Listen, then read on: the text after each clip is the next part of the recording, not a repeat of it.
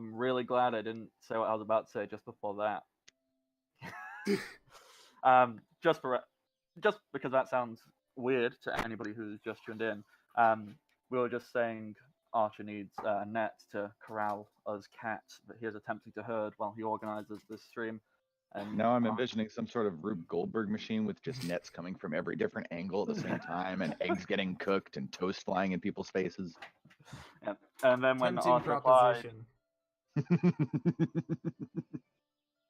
then when Archer replied, "Going to need a lot more than that," my mind instantly went to, yeah, he's going to need some like Rohypnol or something to knock us out. I was like, if that was just the first thing that someone heard as the stream goes live, it'd be like, oh. Fuck. Duly noted. First alternative in Matt's mind is drugs. Gotcha. So there. Hi, how are you? Are you good? Good. We're playing Dungeons and Dragons. I'm Bardic Knock. I am the dungeon master for this evening.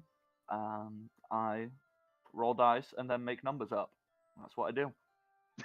We're playing 3.5 edition because why not? Yeah, that's me. My name and Twitter is under my face. Go check that out. Lovely, lovely players. Names. Who are you? That's what you call us. Yeah. TJ. You just put yourself in a fucking hot seat. Yeah, I'm good at that, aren't I? Yeah, I'm TJ, and I'll be playing the Halfling Rogue. Flick! Yay! Cody, with your fabulous hair tonight. Who are you? At the moment, I am playing a 16-year-old human fighter wizard named Kid the Dark Horse, who in the very last session pretty much single-handedly defeated a Minotaur with the help of two people who actually didn't help much at all. I'll give him that. He did pretty much do that. Yeah. Proving that, oh my god, his constant nonsense about I can actually fight turns out that he kind of can. Uh-oh. Mind fight.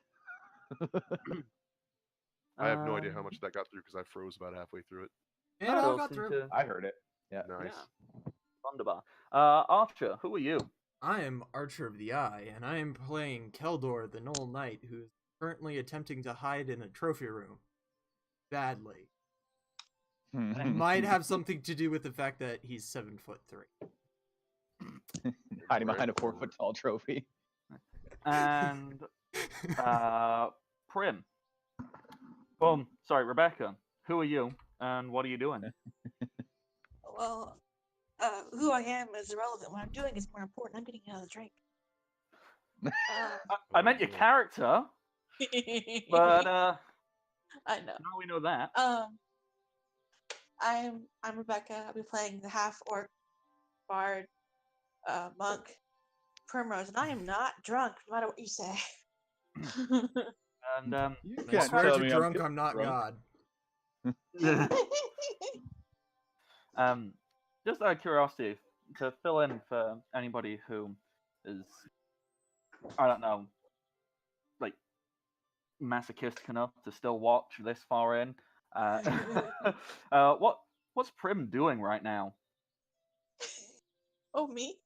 Yeah, Yeah. because that's where the action is. They're.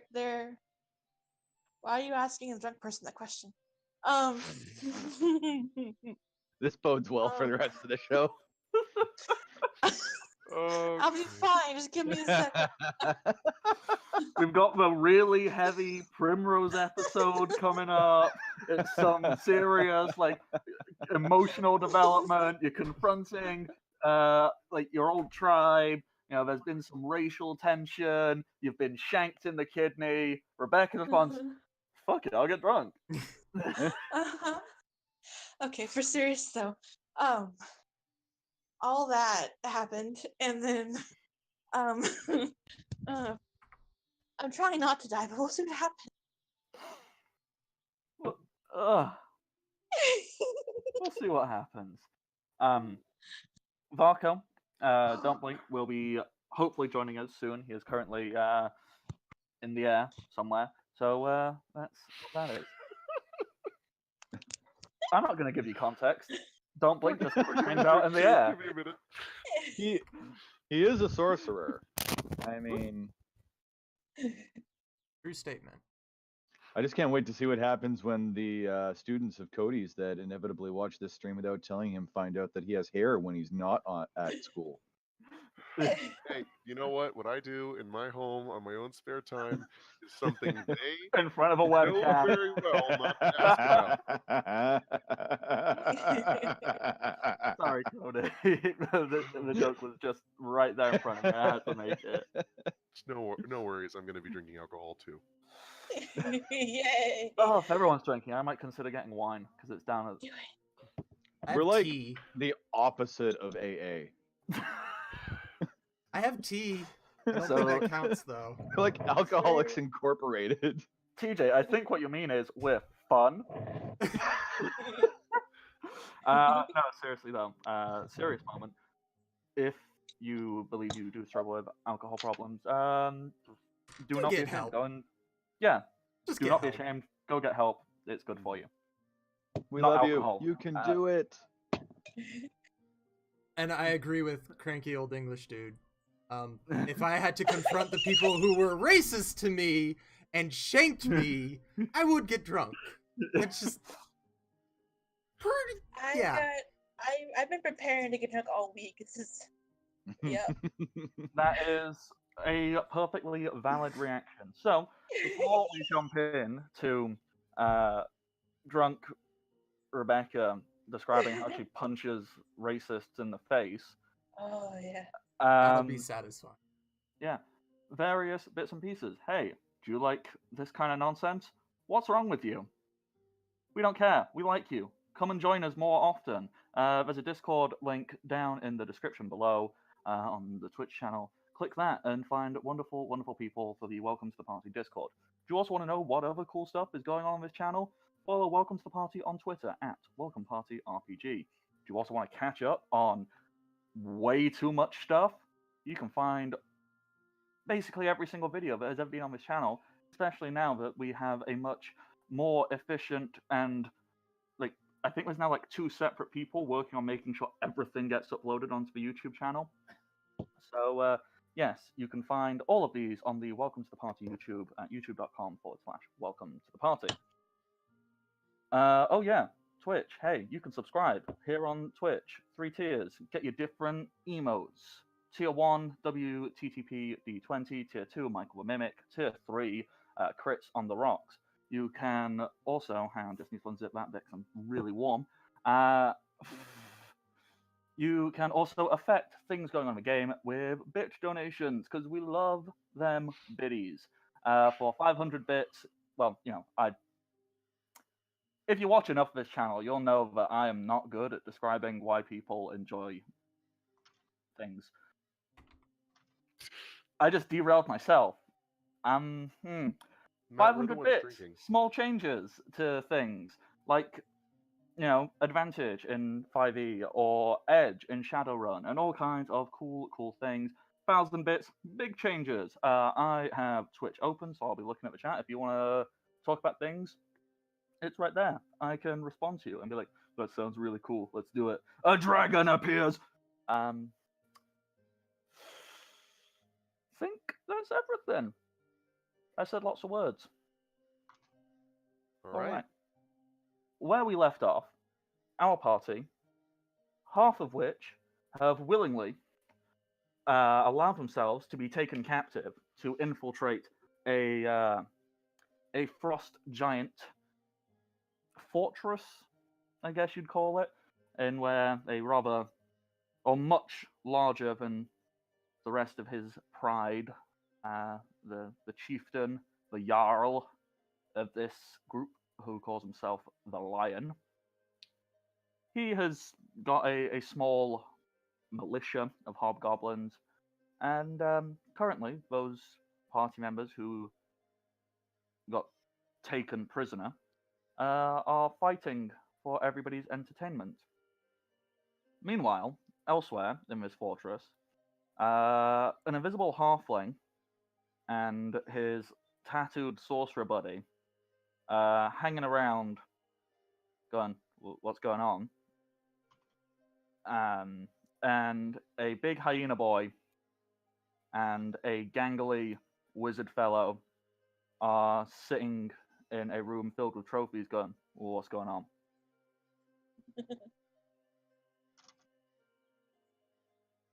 The main action focuses on a rather old half-orc who is bleeding profusely out of their side from where a rudimentary blade of sorts was jabbed in there.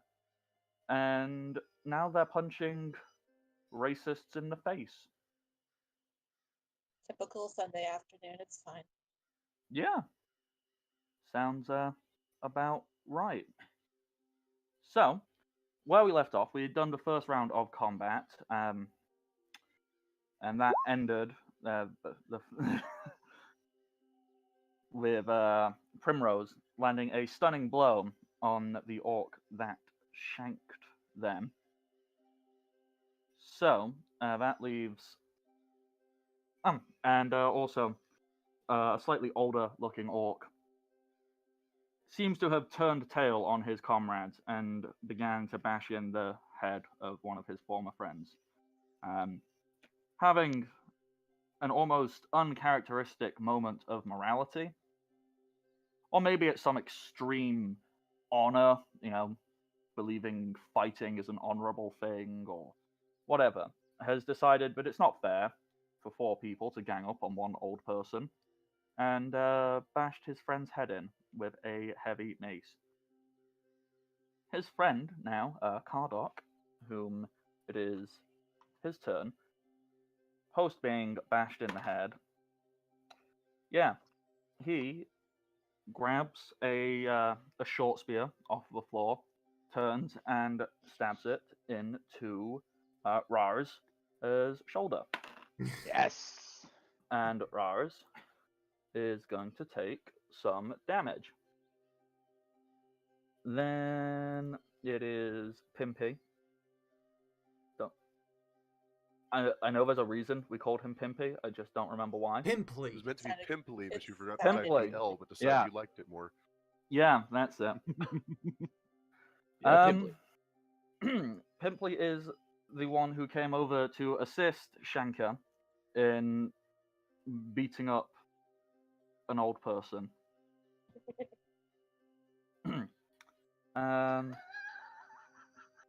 Did he have a weapon? I don't think he had a weapon. I thought he was just going to go and bash your head in. I think he was trying to grapple me, and then I punched him in the face with my dark ram skills. And then... That's it. He ran over and he was trying to grapple and go, "Rrr," but you punched him in the face. So and then I stole that shank too. yes, you have stolen Shanka's shank. Without it, what is he? He's just Good.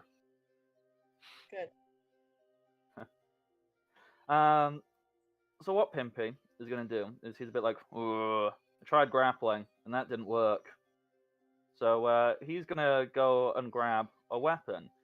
As he moves away, you can get an attack of opportunity on him. Okay. I would love to. So yeah, you punching him, you stabbing him with your stolen shank. I've got plans for this shank.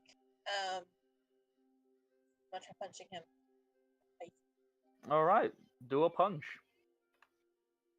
Is that just typical melee, or is that gonna be the actual? Is that a what? No, nothing. It's fine. It begins. Well, yeah, it's just gonna be a melee thing, right? On your character sheet under weapons, you should have punch. Rebecca, if you click Primrose up at the very top left, I've put in the button for you. Oh, I like that. Okay. Look at that, Cody helping out drunk people. I'm coherent. It's fine. Wait, I can hear all those co's. Okay, yeah, that's a good old punch. It's not Shanky, it's Pimpy who's trying to run away. Where are you punching him? Because he's gonna take a step back and then try and move away? You're gonna like just punch him as he steps back, or as he's running away, and like clock him in the back of the head. Prim would try a knockout blow if possible, but not gonna happen. But Well, no, he is still conscious. yeah, but they're attempting to do that kind of maneuver to lessen the load. But Chop to the neck. yeah, I guess that. Yeah, that's absolutely fine. It kind of makes him judder a little bit. He goes, stumbles, but he does make it over, and he's going to start rummaging through weaponry in a moment. Okay, Rars. I think Rars is just going to keep bashing in his friend's head. Rars has got a spear sticking out of his shoulder. He's going to put one hand on that spear. Actually, you know what? Rars is going to be a total fucking badass.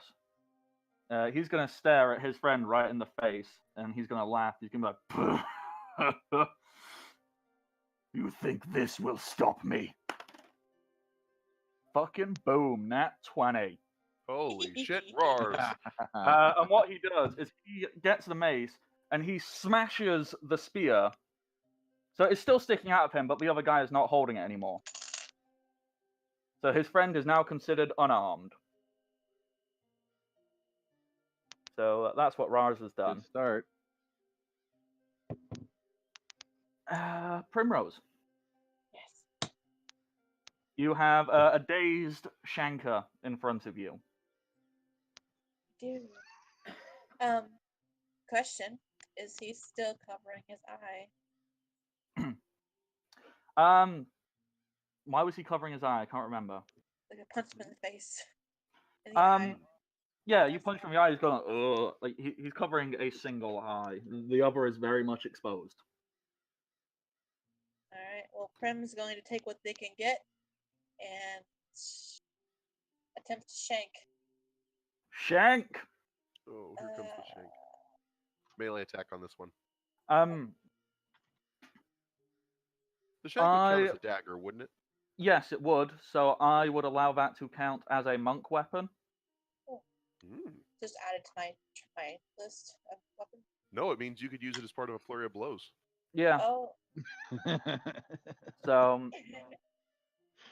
I mean, do you have? you, though? Huh? Sorry, what? Yeah. Sorry, my brain just went. Yeah, so you could use it for a flurry of blows if you don't want to. If you want to definitely shank this guy in the eye, if you just do melee attack, then I'll tell you what to roll. Damage-wise. Come on now. Dramatic story time. Do it. Damn it. That'll hit him. Oh. None of these guys are wearing armor, remember? And yes, then can you roll a d4 plus your strength modifier plus 1. I'm not negative anymore. Oh, wait, sorry, plus 2, not plus 1. Oh, it's better. Yeah. Wonderful. I need to double check something because I did a silly. What is the thing? Would be -2 on both for their level, I would think. Oh, I wrote this down and now I forgot. Because I am a silly. There we go. Wonderful. Okay, so please, Sorry. Go ahead. please describe what you are doing to this man. Sure. First of all, is the nature of a shanking item able to go in and then pull out in the same turn? Have you never watched prison movies? No.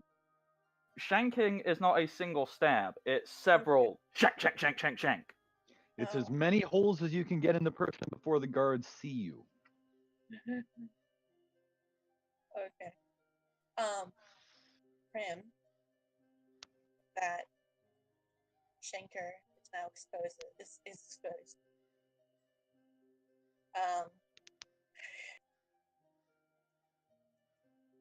a sadistic grin appears on their face, and they go for the eye, and they will shank deep in that eye while saying, "Eye for an eye."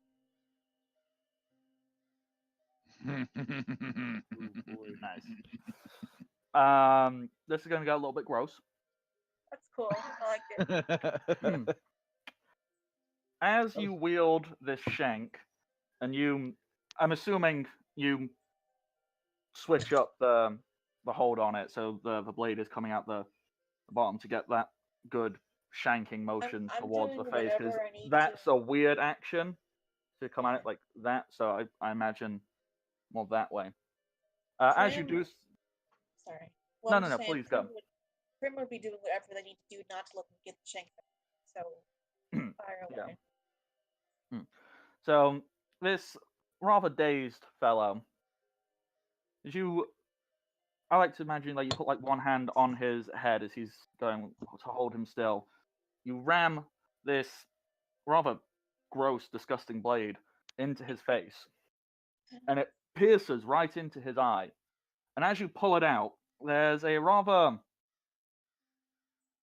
I don't know if you want to call it satisfying or disturbing sound. Satisdisturbing, I think, would be the correct terminology. Disturbifying. As one thing you notice when you put this blade into the person, you feel like a strange surge of magical power. It doesn't affect you, but you can feel like this shank seems to have some kind of magical power. And as you pull it back out, it's almost as if an extra curve or extra jagged edge on the shank cuts the bottom of the eye socket. I used to know the retinal shoulder, which is this bit under the eye. It's the name of the bone under the eye socket. Brutal. It seems to catch and pull on that. On the end of this shank is now an eyeball, and he is bleeding profusely. And As you do from eye wounds. Well, he's now missing an eye.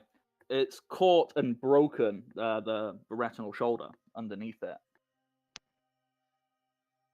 And he screams out in pain. Like, on one hand, yes, this is very painful, as one could imagine, but the pain in which he's screaming out seems more so than what would one expect from a simple stab wound to the eye. I mean, his eye's gone. Sis. And he appears to be taking... Well, he looks a lot less robust than before. He looks he looks physically less hearty. It's almost as if that has damaged him additionally in some way, shape, or form. And like you pull the dagger out, his body seems to almost look a little bit more sallow and shadowed as it pulls away. Yeah. He's going to stand there, because he is now no longer stunned. He is eyeless, and there's a lot of blood coming out. Now, he's not eyeless. He's eye reduced? Yeah. He's eye less. He is less eye. Yeah. So what he's going to try and do is he's going like, ah. He doesn't have a weapon because he only ran over here with his shank. So he's going to do what he thinks is the only logical thing, and he's going to try and grab you by the throat. This would grant you... Oh, you don't have combat reflexes, do you? So you could not take an attack of opportunity to stop him. Not yet. So he's going to attempt to grapple. Can you roll me a grapple check to see if he succeeds? Okay. Alright. Ooh, okay. Nope. He's won that. So he grabs you by the throat and he's trying to push you against the wall, and he's trying to tighten his grip. He's not doing any damage to you this turn, but unless you can break out, he's going to start trying to choke you out. It just gets more and more brutal. Does Prim start losing the con at this point? Yeah. So far, Prim has not done anything this round to elicit losing Constitution.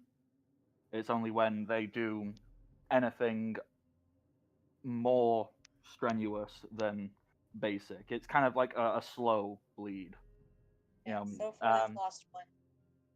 Yeah. I don't know how many of you have ever had wounds, like deep wounds. Like, so long as you are safe and sensible, they're kind of okay. But if you try and go for a jog, you're gonna open that sucker up. So long as you're okay, which you have been, you've not tried to do anything fancy or special this turn. So you say. Okay, what is Cardok? This turn. What is Cardok gonna do? He is now unarmed. His spear is embedded into his friend's shoulder. It's broken.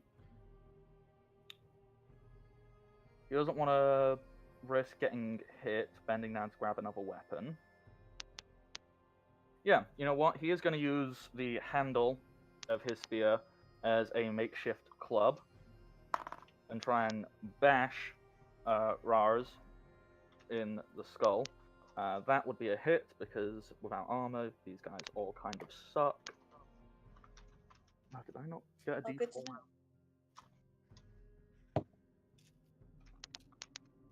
Can't believe I didn't get D4s out. Okay, yeah. It's a nice bash on Rars, but it's just a little wooden shaft. I need to see if that breaks or not, because it's not exactly designed for hitting people with. Yeah. As he smacks it in Rars' face, the handle splinters more, and now he has nothing. That was his one go. Pimpy, he is gonna grab something. What weapon should Pimpy grab? Because he can grab whatever he wants. Something not deadly, that'd be great. What's that? Or The double axe. deadliest deadly weapon? No. Yeah, you know what? He doesn't like what he just saw you do to his friend. So he's gonna grab the biggest looking thing he can find as he picks up. Probably a corpse. No, but it man. makes corpses. It kind of looks like a big branch off of a tree that has just been vaguely shaped. As he gets this big meaty great club, and he runs towards you, Primrose, and he's going to try and whack you with it. Is he charging or just He is down it? charging, Oh. but he rolled a 3. Wow. So he misses.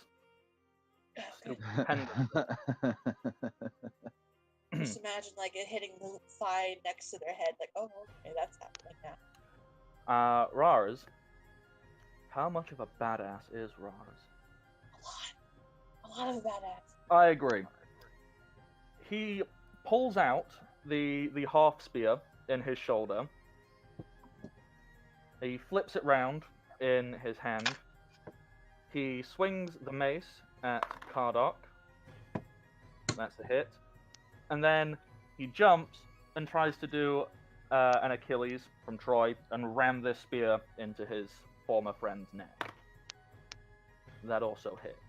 So, mace, max damage, and spear, not quite max damage. So let me just add those together. He was unconscious from the mace hit, and the spear has dropped him to -8. As his friend Cardok just falls on the floor and goes, ah! That's what happens when you try and stab someone. Primrose, what do? Okay. Well, considering club is right next to their head, and there's a big old hand around their neck, Prim's hands are free, yes? Yes, however, you would have to break the grapple to progress forward, because, it's kind of hard to hit some... Look, can you hit someone while you're in a grapple? I think you can. Yes, with a light weapon, which all natural weapons are considered. Yeah, so you can punch and you can shank. I don't know if you can hit someone not in the grapple, so you would have to focus on Shanker for now. I know the perfect place to try and shank guys. Kidney? No. Do better. They don't have any armor, right? Nope. Prim's gonna try and shank where the sun don't shine. That's always fun. Oh god. Okay. Are you just going for one? Are you flurry of blows? Are you going to try and shank him in the ding dong multiple times? Considering the position they're in right now, they're gonna try and flurry of blows. It's a bad Yeah. situation. Shank him in the ding dong multiple I'm times. trying. Okay. I just do So, regular hit. yeah, to do your flurry of blows, roll 2 melee attacks. Oh, melee? Okay. Yeah. Okay.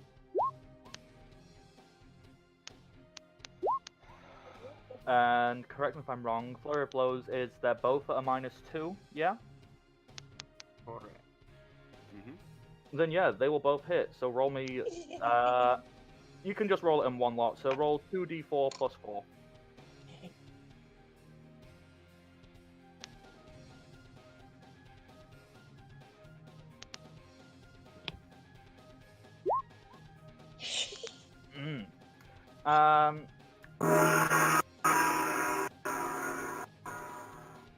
The heck was that? That is Oh? a good The question. sound of bells going out. That's what it is. Like it. Cody. Rebecca, describe, like, you're shanking this guy in his dingle dangle. The first one makes him loosen his grip, so his arms fall, and as you shank again, he drops to his knees, and he's basically unconscious. Well, he is unconscious, but he doesn't fall. He's on his knees in front of you. Captain Feminism strikes again. Penis envy isn't real, and the wage gap is. Stab, stab, stab. Fuck. He placed his testicles with that eyeball. I might be drinking too. That's an excuse. Where do you think I got the penis shank from? Drinking. As all good ideas come from drinking. Speaking of our party, we've never named our party, but I don't think the penis shanker should probably be it. For fuck's sake. Wouldn't it be like dick stabber? Cock Penis cutters? shanker sounds better. Can you imagine Keldor is like, my name is Keldor, I am the noble knight of the penis shankers.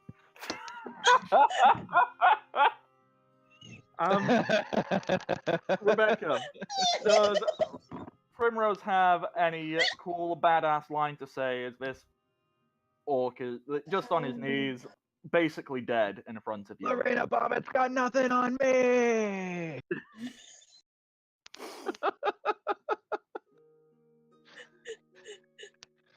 What is this? Welcome to Drunk Sunday. It's true. If there's one thing our ridiculous sham of a game was missing, it's everyone being drunk. Besides the normally responsible people, so it makes it even worse. I'm responsible most of the time. Just let me During have this game? Let me have I'm this. not. I never make that claim. Flick is occasionally tries to keep people alive, but I am very much not. You 2 sessions ago, you tried to toss someone in the river after poisoning them. To keep the party alive. whom up until that point, until he became a blood brother, was not part of the party in Flick's eyes. There was an actual reason. You don't have to like that reason, but that was the reason. Okay, so Shankar is now incapacitated. You can tell he's not dead, but he's out. If Prim chooses to just stand there and keep stabbing his unconscious body, that is a totally viable option. No. Cardok is dead. He's gone. Oh, so it goes to Pimpy. Who? I mean, Prim would. Sorry. No, please, you go. Well, I mean, if Shankar fell, Prim would basically say something along the lines of, "Now you bow to me," something like that. Holy crap. I got issues, man. Issues that are deep seated, and I love it. Yeah. Apparently. Welcome to the party. I'm glad you're here. Don't get close to Primus or she'll stab your dick. A lot.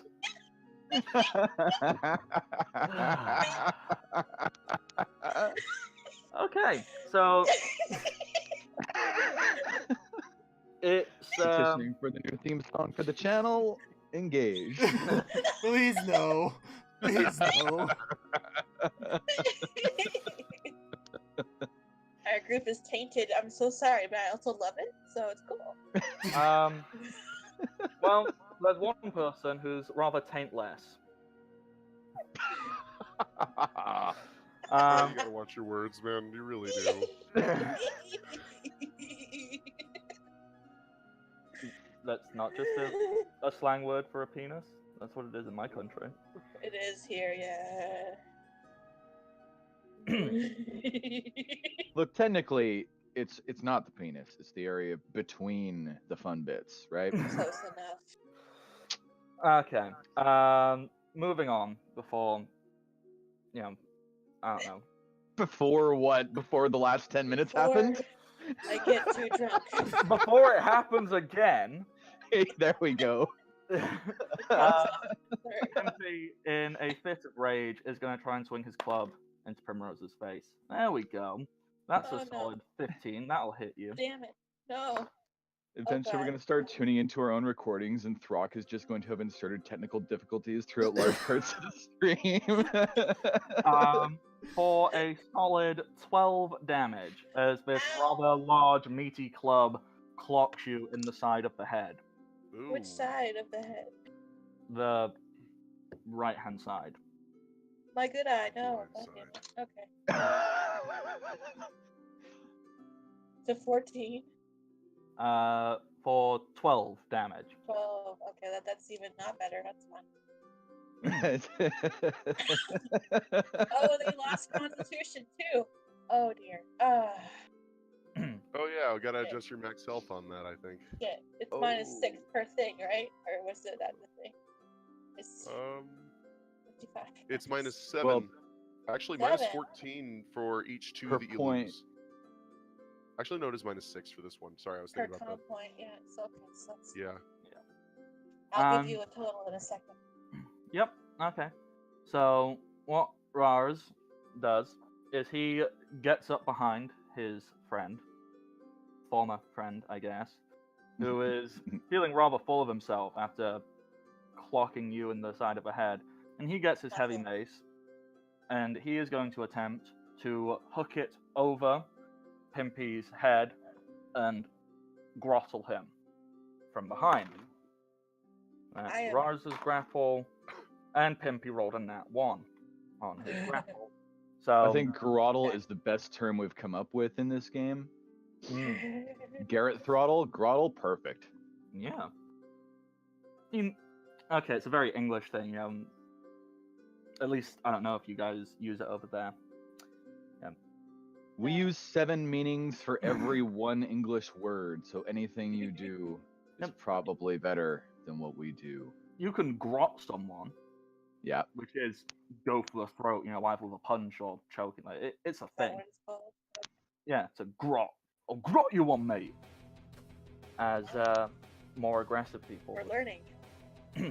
So with his pitiful nat 1, he drops his club as he reaches up and tries to grab it. Like he's just being choked out like a bitch. And that's what Rars is doing. Prim, you you are flanking, and this person is denied their dex bonus. He's wide open. You can just shank him like a pincushion. Return the fucking favor. I mean, that unless you want to shank the unconscious body, still alive. Or, yeah. Yeah, so you can kill Shanky and just stab him until he's dead. Or you can stab the person Rars is choking out, or see if Rars just chokes him out and kills him. Alright, so I've had this image in my head all week.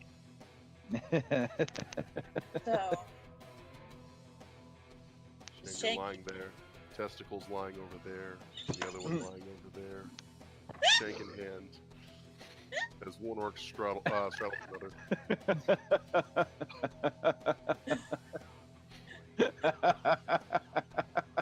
I need another drink, excuse me. Uh, You're just taking a long sip of this don't worry, Keldor. Eventually you'll get to do something ridiculous. We'll come here and find out that there's a big pile of testicles in the corner. And we'll have to wonder exactly how. See, it's such a shame that Kid is present to watch all this, because I'd love to imagine if Kid walked in and just sees the testicle in the corner and goes, "Now it's a party!" Pretty much. Turns out It's the in there. requirement to get into this cult is self-unification. Unification? Unification, yeah. Yeah. I mean, kids just sitting there fucking cheering everybody on. Eliza's dry heaving in the corner. Oh, Yeah. I don't think Eliza can look at Prim the same ever again. It worries me. Unfortunately, that's part of the plan. I know, I'm sorry. Hey guys, So we're gonna Prim, have a calf fry later. what are you doing? Sorry. Okay. Prim sees that empty is, temporarily incapacitated. They'll glare over at Shanker and look down at the shank they have and flick off the eye.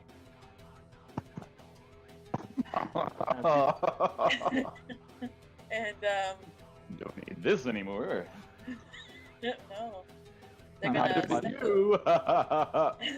I'm gonna have to. I'm gonna- biting my tongue for a moment. I'm gonna let you finish this. I'm gonna speak my thought Yeah. because it's a bad one. Okay. Oh. Well, I mean, they're gonna step over. Okay, they're gonna step over here. And take a moment to reminisce about about 40 years in the past. And they're doing that, and their rage is just building. And I can't yell when my husband's sleeping, so Stage yell. sure. They're basically going to. Is he on his back, or what? No, he's on his knees. Okay. And Prem is going to shank them straight in the forehead and basically yell and reiterate, "Eye for an eye, life for a life." This Pathos. man is unconscious. That is a coup de grace, which is technically an instant crit, if memory serves, or is it instant? Instant critical. Yeah. So, roll me 2d4 plus 4.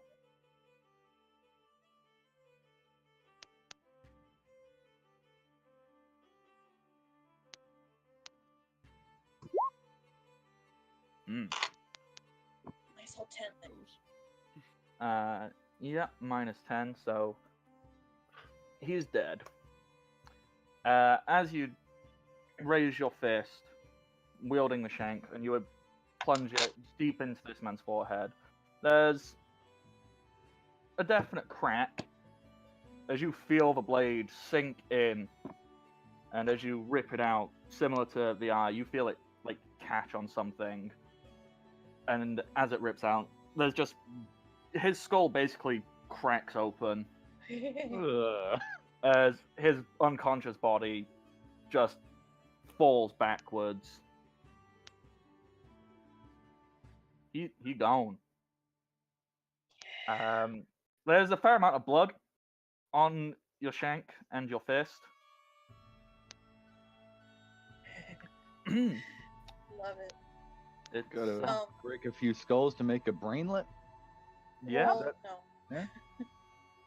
Prim, once they've actually realized they've killed an orc from Black Claw, one that did them damage too, in place of one that did damage in the past, Prim would feel this overwhelming sense of just grief mixed with relief, mixed with just hatred, and all at once. And they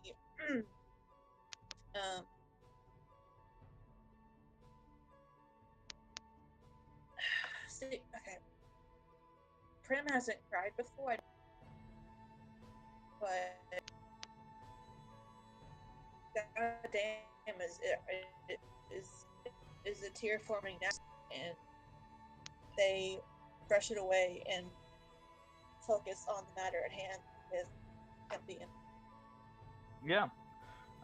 Speaking of Pimpy and Rars, Pimpy is gonna see if he can get out of this grapple. No, he cannot. I think Primrose tears should mean twice as much because she only has half as many eyes. Listen, Yeah. you. This is true, but yes. Continue. Pimpy cannot break out. So Rars is just gonna keep choking this guy out. Although I'm debating something. You know what? It has been established Rars is a badass. Yep. So, instead of just choking him out yeah, there we go. Rars is going to be a massive badass because he stood behind. He's got the handle of this metallic heavy mace held up against this guy's throat. He's pulling up as well, so it's almost like Pimpy's toes struggling to remain on the floor. Rars has a sudden genius idea, and in that moment,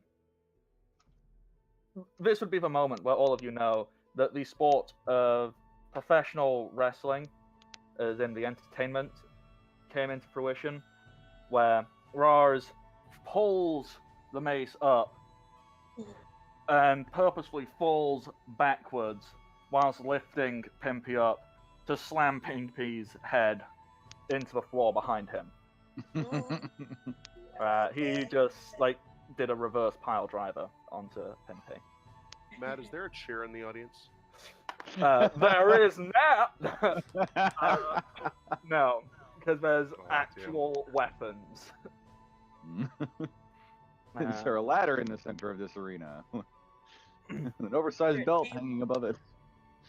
So that's Rars' turn. They are both laying on the floor, no longer grappled because you had to let go of him to do that. Primrose. Rars and Pimpy are on the floor. Pimpy is in a lot more pain. What do? I just can't believe they named me Pimpy.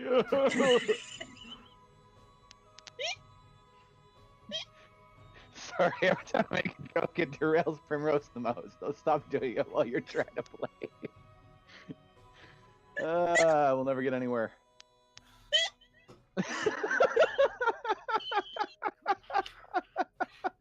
Archer's just given up. He's searching Roll20 for new groups to join.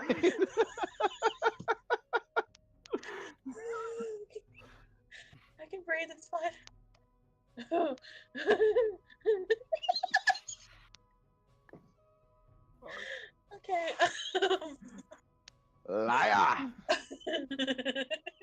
Just break his pelvis, please. No, I like my pelvis.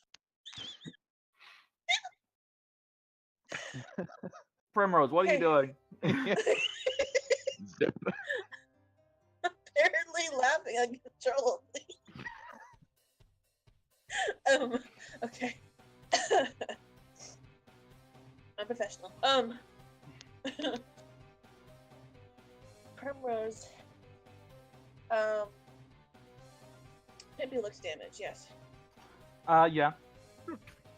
Not so good. Alright. And they're behind Rars now? Yeah, Rars is the one marked with a little red dot. Okay. Prim is going to glance to Rars cautiously. And while they're down, cautiously skirt around them Mm-hmm. towards Pimpy. And is Pimpy prone or? Oh yeah. Or, Don's back then. Okay.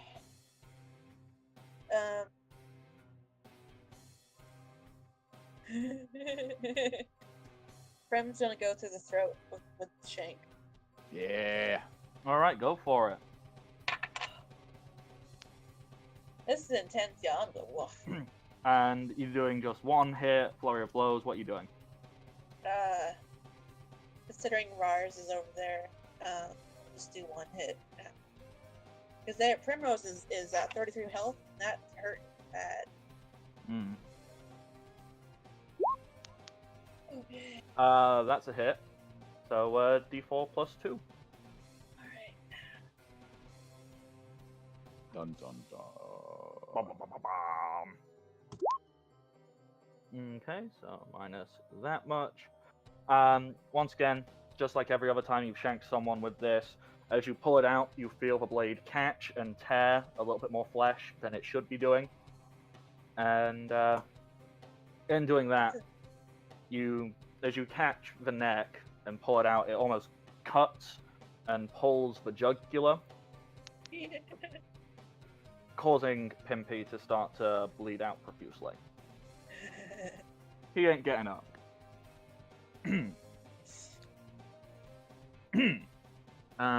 With all of that done, Rars stands himself up,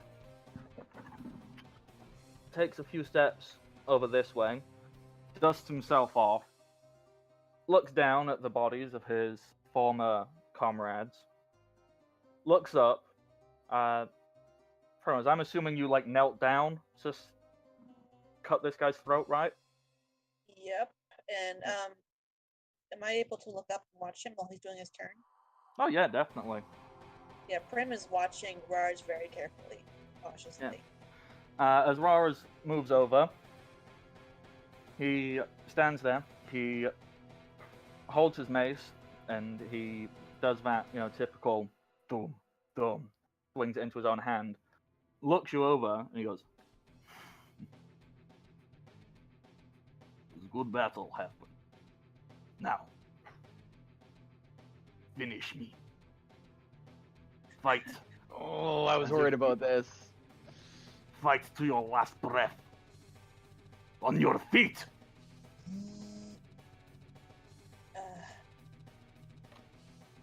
And he Sound of rubbing up. he stands there waiting for you to, he's saying, "Come and fight me. Bring it on." Because this fight clearly hasn't ended yet, and it's not gonna until one of you is the only one standing. Just because he decided to change sides doesn't mean there aren't two sides still. I know. So I'm worried about it. Okay. Yeah. Prim is going to stand and Shank held firmly in their hand. And they're going to take a brief moment to glance at the kid and be like, "What you want to do with this?" Kind of look.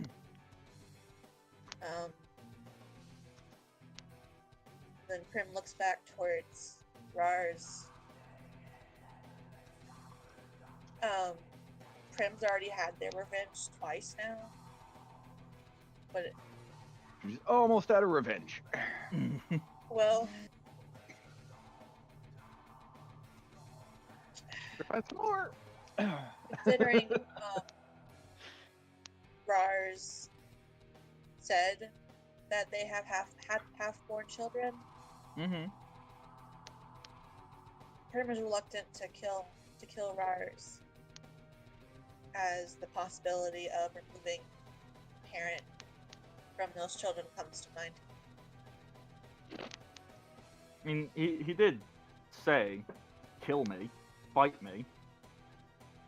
Yeah, but Prim is half human. This is difficult. They have a heart. It's difficult. Are you saying orcs don't have hearts? Racist. Prim has a human heart. Excuse me. That's Matt's goddamn gotcha game. Just here to call bigots against other races. Don't just It's quiz his- the drunk person. That's not kind. That's his only goal in this game, is to put us in morally ambiguous situations so he can accuse us of being assholes for killing the NPCs he puts in front of us. I figured this out a year ago. Yep. No, Prim looks like they don't want to attack. You don't look like you. So, describe it to me. You stand up. You've got the shank. You're kind of looking at him. He's standing there, like eyes wide, teeth bared. Is that the word? Yeah. Yep. Yeah. Yep. I was gonna say born. That's not right. Oh, you're right. You got it. He's standing there holding his mace, and he's just glaring at you dead on. Do you say anything? Do anything? Like, Yeah, Prim looked at Kid as like a, what do you want me to do? Because Kid obviously has some kind of connection with the sword. When kids notice that, oh shit, it's down to them two, he is just furiously empathing at Sugar, hoping against all hope that Sugar can track down someone because it's time to put the plan into action. Alright. So it kind of looks like him just kind of staring directly ahead into space. Then Prim will wait for an answer from Kid, and when none comes, alrighty. In that they're case, yep. let's put a little time out on this combat scene. Okay. And you know what? Just because he is closest, we'll jump over to Keldor and Genthri. Yay. Keldor, Genthri. Well, Genthri is me, so I don't know why I said. I'm paying attention to what I'm saying. Are you Alright. though? Nope. The Are you illusion of drunk that as well? is actually being not you. No. So, Keldor, you have been able to hear this entire fight go on. You've heard Primrose scream, and you've heard the reaction from like a bunch of hobgoblins who are like going, yeah! Like, they're very happy of what's been going on. You go like, shit, that sounds like a really scary, dangerous fight going on in there. Growing up in a farming village, you probably are also very familiar with the sounds of things getting castrated. Maybe.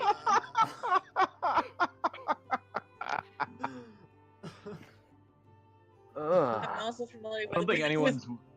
Yeah, I don't think anyone's willing to argue that point. So. I'm familiar with tilling ice cold soil. Alright. So,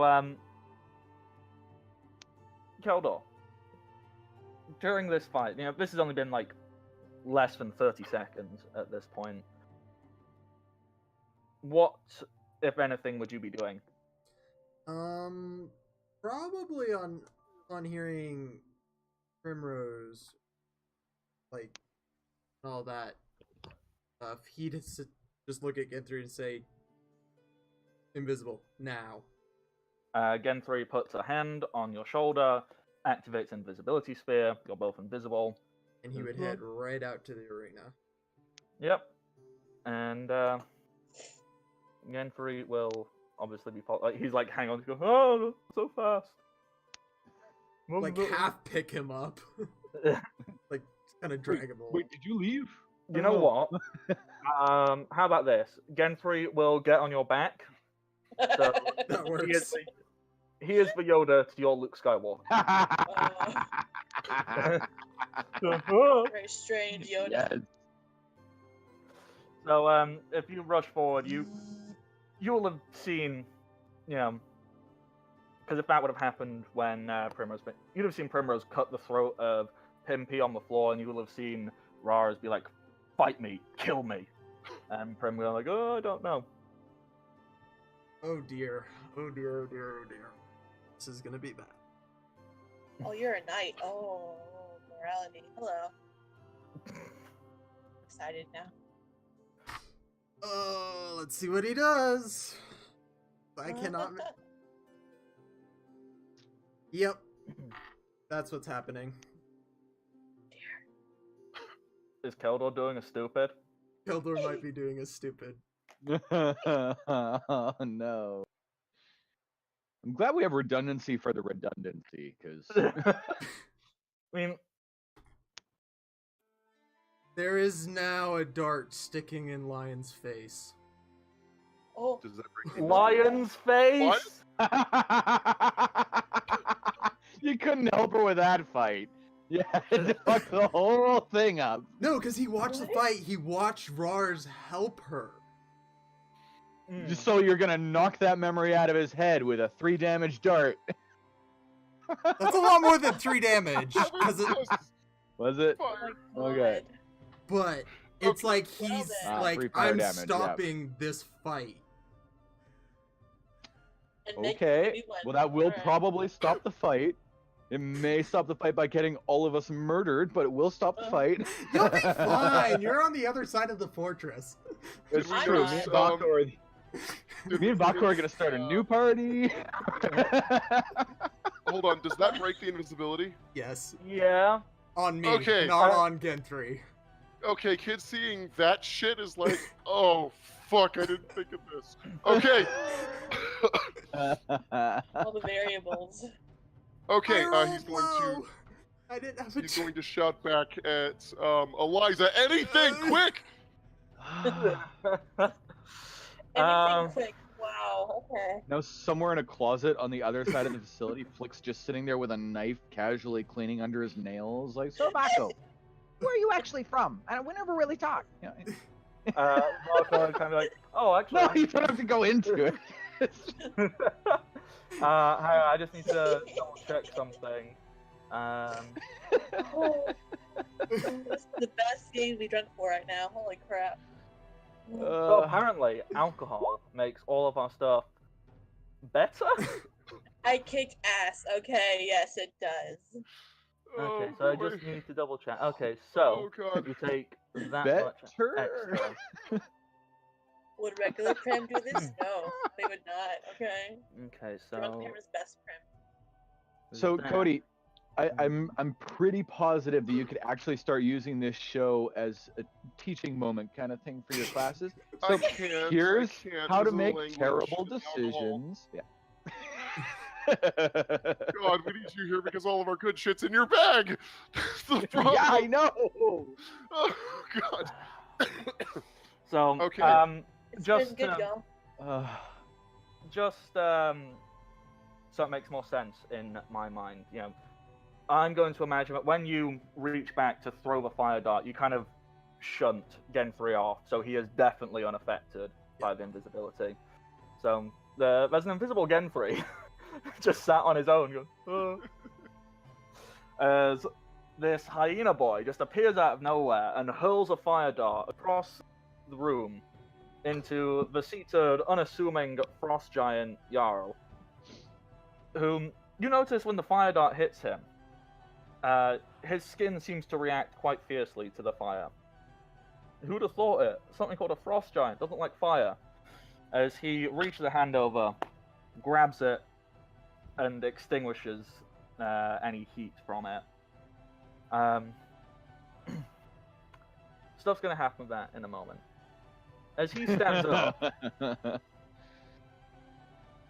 up, and he is almost touching the ceiling as he bellows out at you. Keldor, and then to his men secondarily. Shit, what's his voice? It was a bad South African accent, so let me just Oh, get that's what into my- accent it was? Yeah. I said it was bad. So to get into South African, it's kind of there, but then I'm also trying to deepen it because it's your frost giant. It's got to be deep and intimidating. Yep. So it's, Alright. it's somewhere down here. As he looks at the hyena and he just kind of goes, "Who the fuck are you?" Oh. See ya! Runs Oh, out. oh, Full 50 dear. movement speed. I don't know him at all. No. Oh shit. I don't know if we can. Okay. I'm gonna have to ask people to start rolling initiative for stuff in a moment there. I Meanwhile- don't. Let's jump up to Flick and Varko.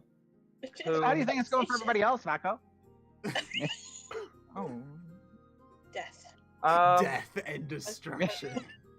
What's that? I mean, so far for us, it's worked perfectly to a T. So I can only hope that our luck's rubbing off on them. Where's Providing no one does anything silly, like interrupt a simple combat and infuriate the lion, I think you'll be fine. No. They all know the plan. Like this is the one time we actually had a plan, and we're sticking to it so well. Flick, I think it's a familiar bat flaps up towards you and is visibly panicked and essentially is flapping wings in your face, going, ah shit. All right. I reach into my backpack. I pull up my shot glasses. 1, 2, 1. And then I take the first one, and I dip it into the flask of Frost Giant Ale. Here we go. Toss a shot back. Right. Make me a fortitude save. Oh dear. Okay. And Flick passes out unconscious. Yeah. Oh, crit fail. Oh boy. Oh, you're Okay.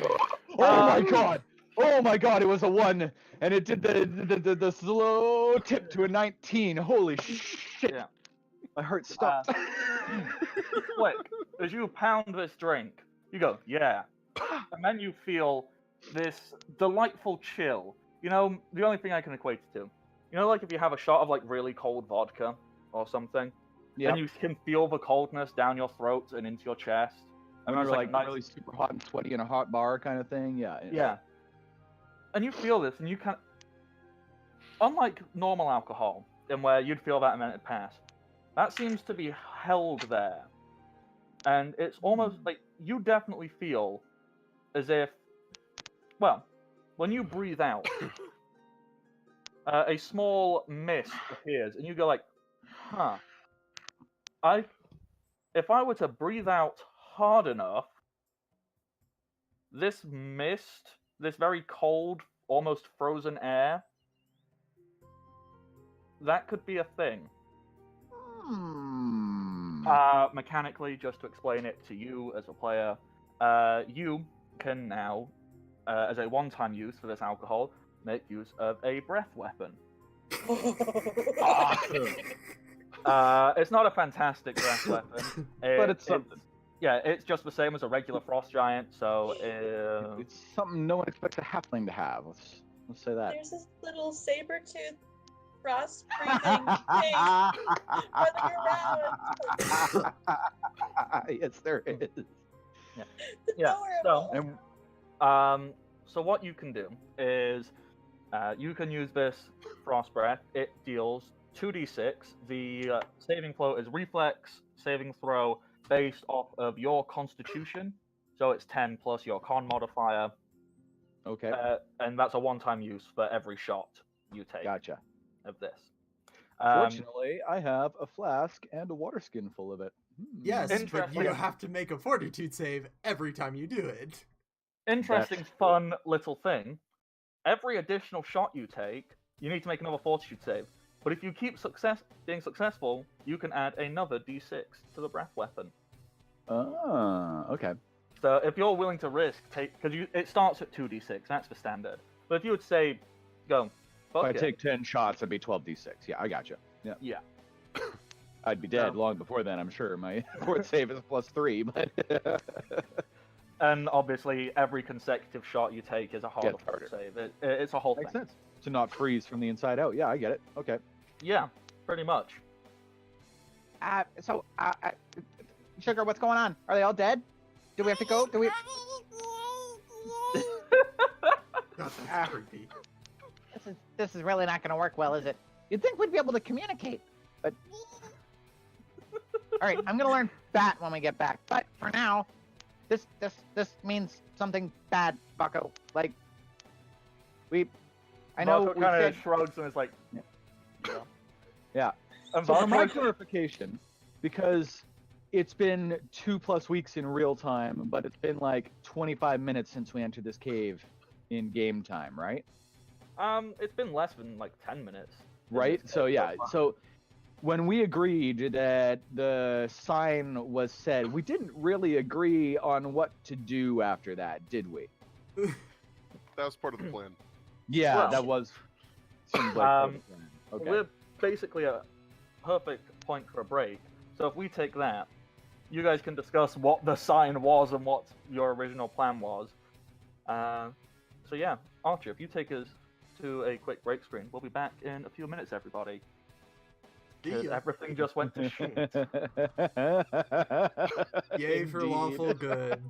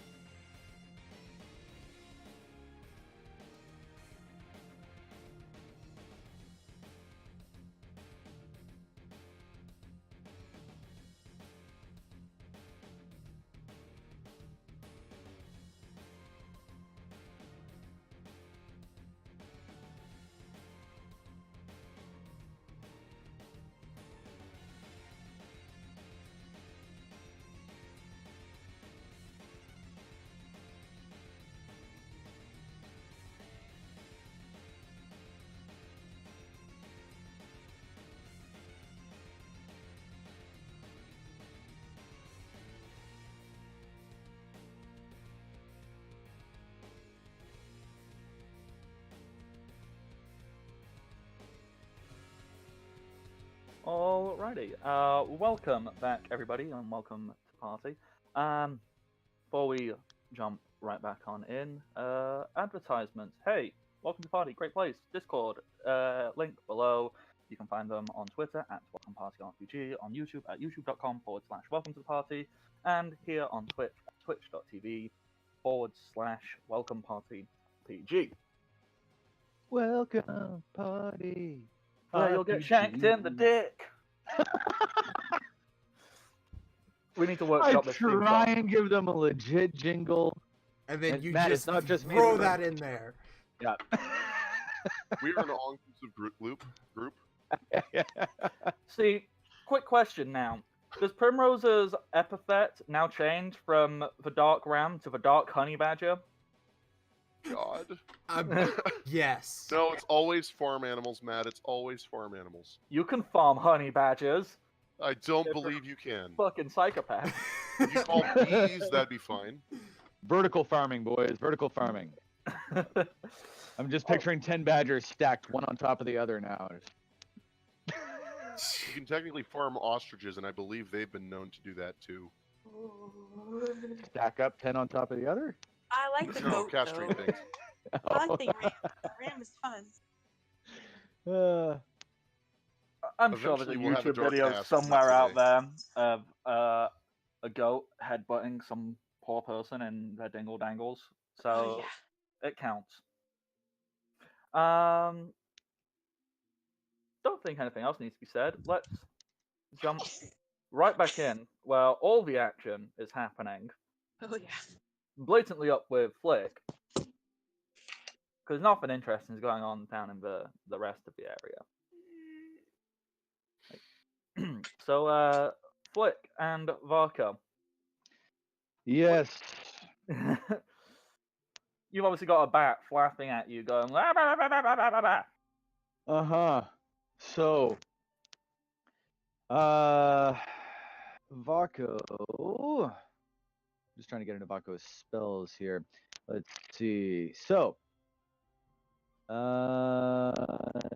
he has 4 third per day, 6 second per day, and invisibility is a second. And he has used it 4 times already. He's used it 4 times, yeah, on separate people. So he has 1 casting left for each of us if we need it. Ooh, this is difficult. Yeah. Because the bat's flapping in my face, but it seems like the smartest thing to do is to wait for everyone to get thrown into prison. You really think that they're going to get thrown into prison? I mean, Sugar is desperately trying to get across to you that no. Everybody's gonna die! Real bad. Not just heads up, real bad. Oh. Okay, Baco. Sounds like it's time to use that last invisibility. I think Varko would be agreeable to that. You go, oh, okay. You know, boop, boop. Turn you both invisible. And yeah, that's basically what I was doing. Is I was giving you your action, and now everybody. I'm assuming you all want to get involved in what is about to happen, because I'm going to ask Do not everybody get involved. to roll Make them initiative. chase me. Hide in the prison. Because a riot is about to start. As I ran past Genthry, I just told him, get in there, hide. And then Yeah. booking it. I mean, Genthry's invisible. He's fine. Like, oh. Does Gen 3 have a message? No, I was telling... when I said get in there, I'm saying get in here. Attending, Get whatever with it the is. party. Okay.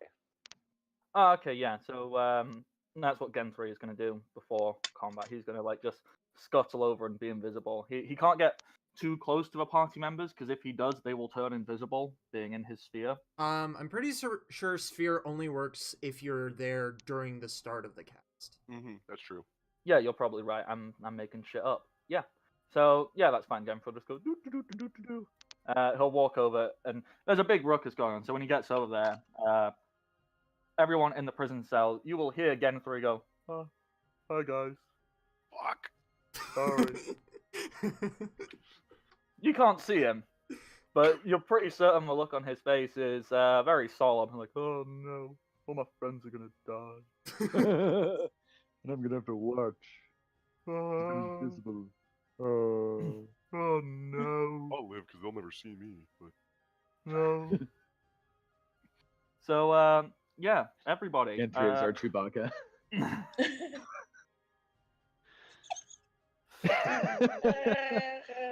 Me and Baco, I guess, are gonna start heading towards the shit show. Yeah. So, if everybody would like to roll initiative, just so it's easier to get, including you and Varco, so then we can like figure out how you travel across. Roger This that. is all going to be happening simultaneously now. Do you want Rars and Prem to re-roll or leave them? I think it would be appropriate for you guys to keep what you've got because you were in a fight. However, if anybody wants to, if as a committee, if we all want to go, no, re-roll. I would say so because I believe there would probably be a solid second or two after the dart hit of everybody just looking in absolute shock. Okay, so yeah, let's do that. Plus, it means I can just slap Rars with all the other NPCs. There you go. I can't find where to roll my initiative. Varco?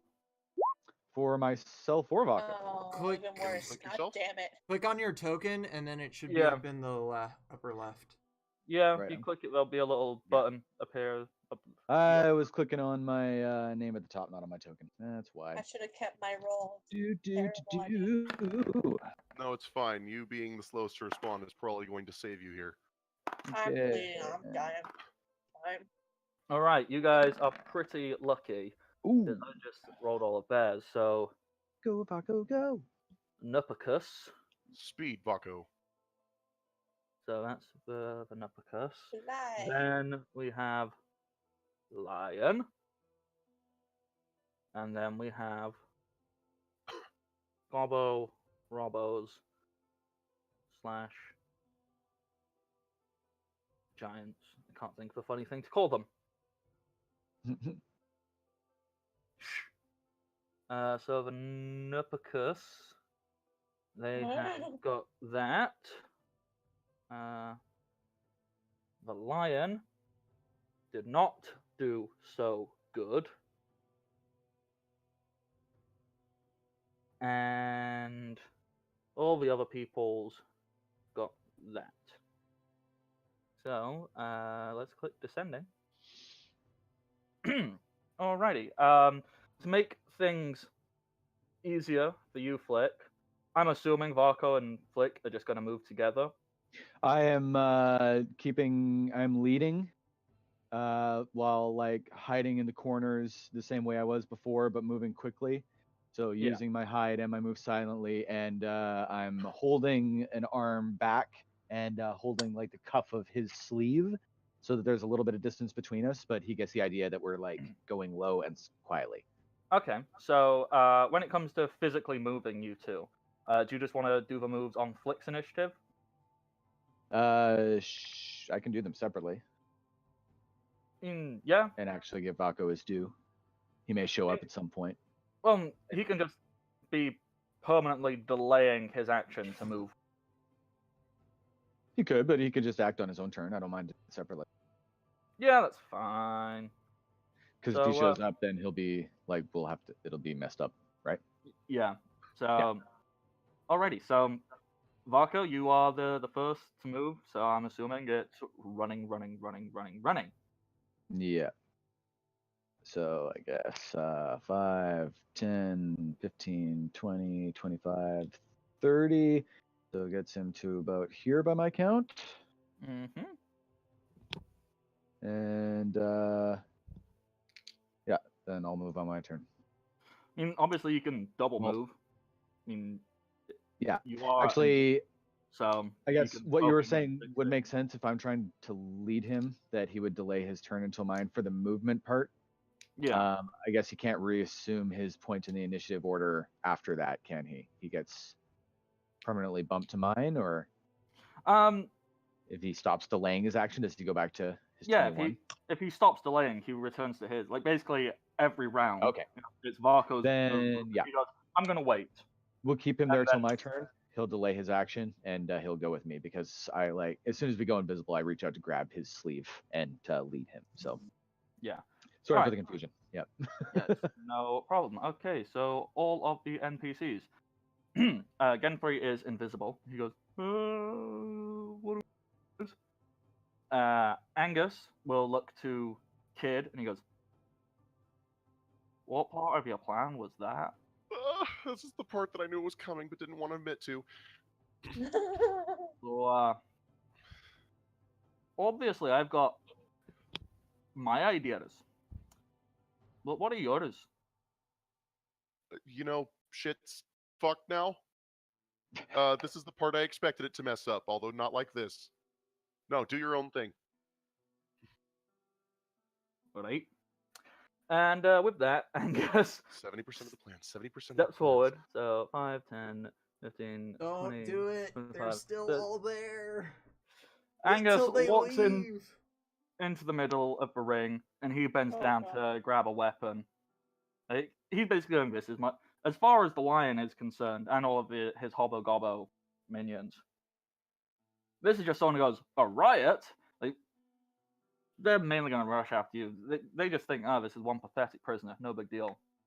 Eliza is like, I should probably get myself somewhere where I can be of use to people. And she'll just move herself there. Cuckoo, heal the Minotaur. Yeah, I'm going to. I told Eliza, do anything. So my hope is that she'll put the people who actually can fight.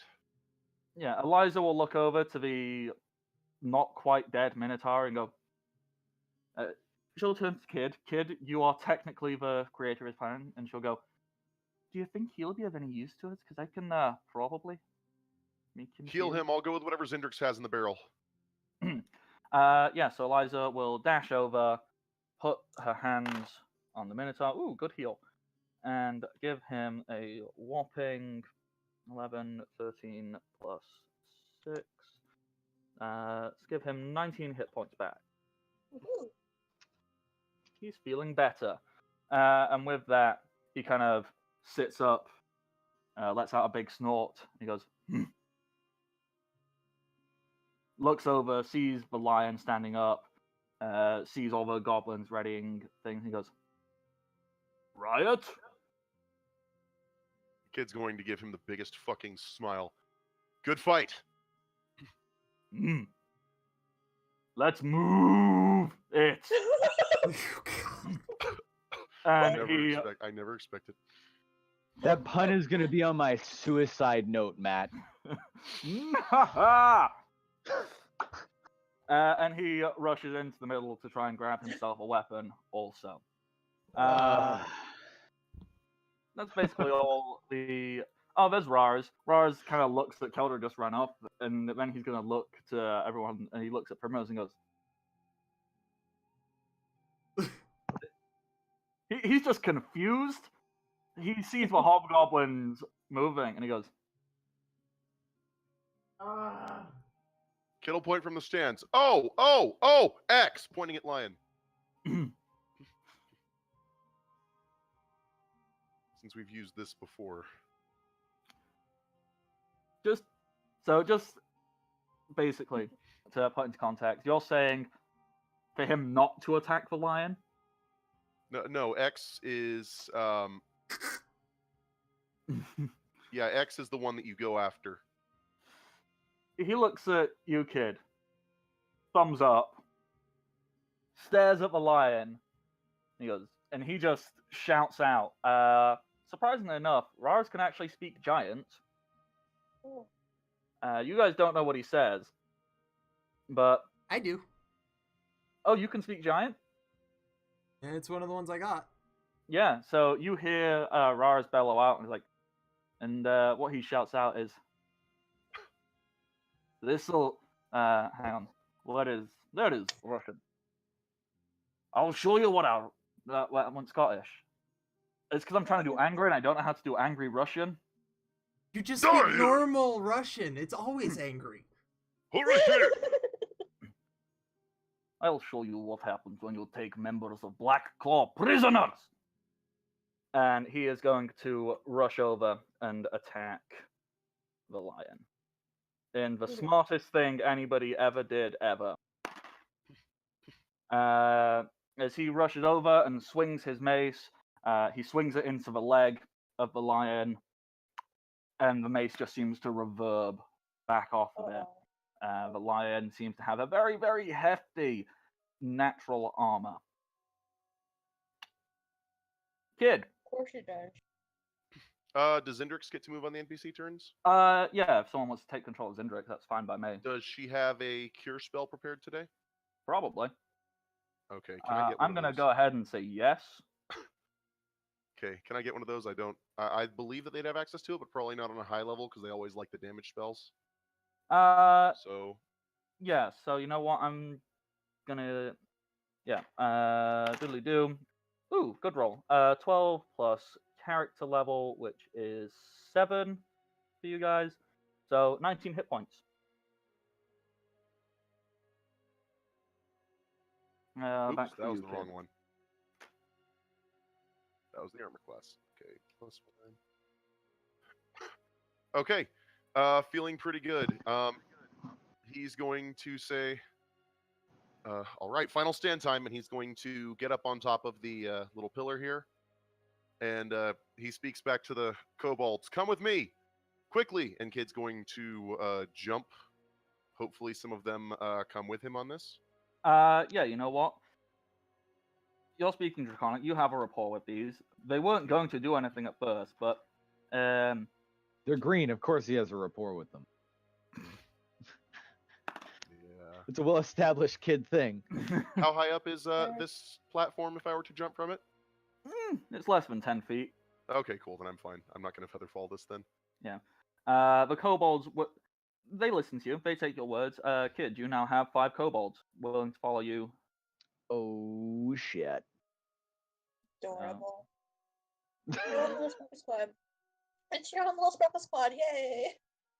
Let me just and by the way, dead orcs out the way. Yep, Kid's going to land next to Primrose. Is going to reach up and grab their hair and pull the back part of it. Excuse me. And then he's going to eat the hair. No, this is not an ordeal. Which allows him to cast Jorellen's blessing. As you sprout 4 gorilla arms. Well, 2 of my arms turn into gorilla arms. The other 2 explode from underneath the regular arms. Alrighty, there you go. Hell, man. Okay, that happened. As Not the first time he's done it. as You you can't do, unsee that. the kobolds there are going to rush over to a pile of weapons and start grabbing stuff. That's what they're doing. Yeah, Kid's going to grab a rapier. Just a rapier? Yeah, just a rapier. Alrighty. Unless I can also get a shield. Yeah, they're shields. How Okay. much did you eat? Well, thankfully, thanks to How my much of my extra hair is arms. missing? Actually, What? shit, I have a bunch of extra arms. Okay, Yeah, I'm that's going what to I was pick up. saying, really? I'm going to pick up 2 rapiers, a long spear, and a shield. There you go. Yeah, you now have all of those things, and the kobolds are running. They're just going to grab a bunch of random weapons. We'll decide in a minute. Okay. Flick. You and Varco running? Yeah, we're gonna move out. I'll be back in just a second to move my tokens. Could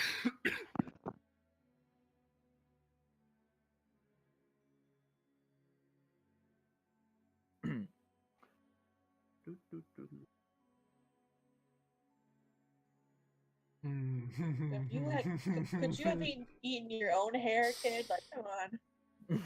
No, it has to be Gorallan hair, and we braided that into yours. Yeah. Oh, It doesn't require half-orc hair, it requires Gorallan I hairs. feel concerned for my hair, but okay. You knew that this was a possibility. Hair or concern for your health? Did I? TJ, you're coming through a little bit broken up. Can you hear me now? There we go. Yes. Can you hear me now? Let's just play that game for an hour and a half. Okay. Sorry, I had to answer the door real quick. Okay. So a million things are racing through Flick's mind as we move out of here. So before we move out of this room, I turn to Vako, whose sleeve I am gripping and about to lead out of this room, and I say, All right, buddy. This is we got some choices to make. We either got to run out and help our guys real quick, or we got to really, really take advantage of this situation, like the plan said. So, if we really take advantage of this situation, we got to run out here and we got to get this giant and the 2 guards in this room away from this door, and we got to get through that door. You and me can do that. Or we can run to where everyone else is fighting and try and save our guys. And we may make the difference, or we may just run in there and die. I don't know. Okay, I think I'm looking at Sugar too. Yeah, I think the way Don't Blink will be playing this is Varka's been very cautious about this whole thing. The idea of just rushing into that is probably not on his list of good ideas. However, That's kinda how I'm feeling. he probably would agree with you. Like, we can probably deal with the things in there. We'll have our own battle with blackjack and hookers.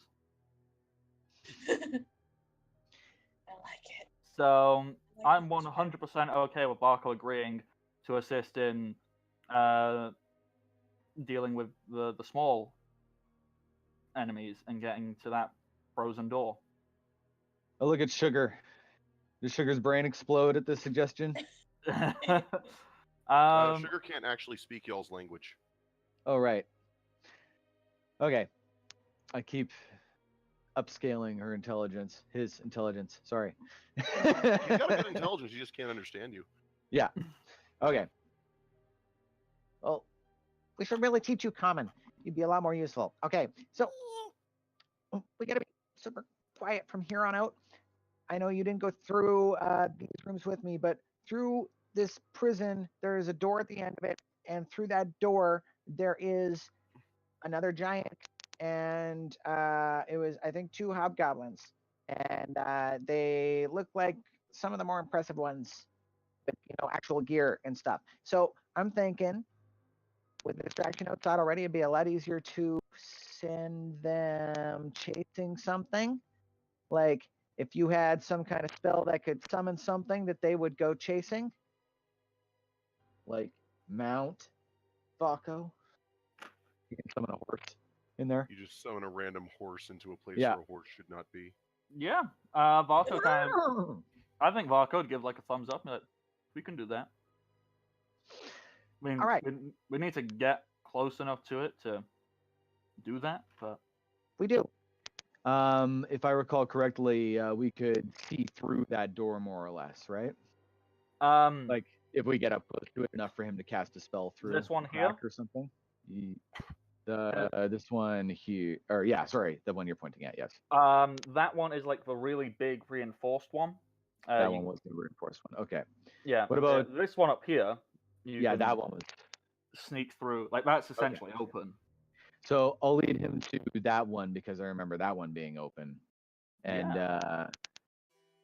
as we play that far, can't we? Like 5, 10, 15, 20, 25, 30, 35, 40, 45, 50, 55, 60. If we go at a straight run and just risk it, we could definitely get to that door. Oh, easy.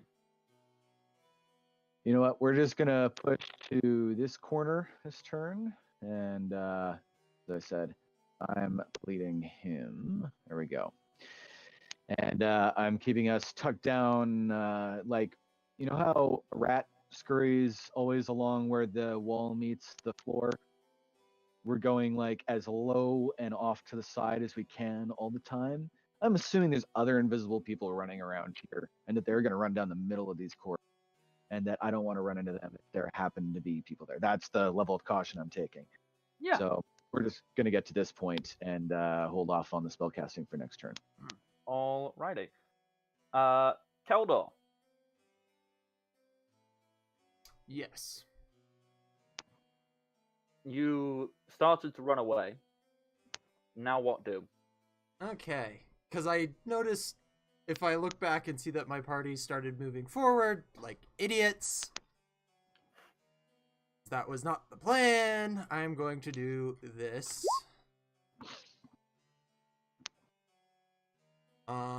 Yeah. And try and get them to follow me even more. And I'm going to hold my action for when they enter the hallway. They're all in it. Yeah. So, do they roll will saves? Yep. Okay. Just for ease, I'm just going to roll one for each enemy type. So the hobgoblins, they fail. The frost giants succeed, It's good enough. and the lion also succeeds. Good enough for me. But the hobgoblins, they're going to start chasing you. Alrighty. The lion, on the other hand, poor Rars. Rars, Well, you idiot. Guys, we're Rars, supposed to just sit there quietly and let them come chase me. you know what? He'd want to go out like this. As the lion, he lets his flail thump down, and it hits the ground. He then drags it. Nat 20. Oh, poor Rars. I like Rars. I wanted to talk to Rars about Rars life. is not talking to anything. I Or need to maybe double his check. god. I mean, later. I need to double check what the damage is on a huge, heavy flail.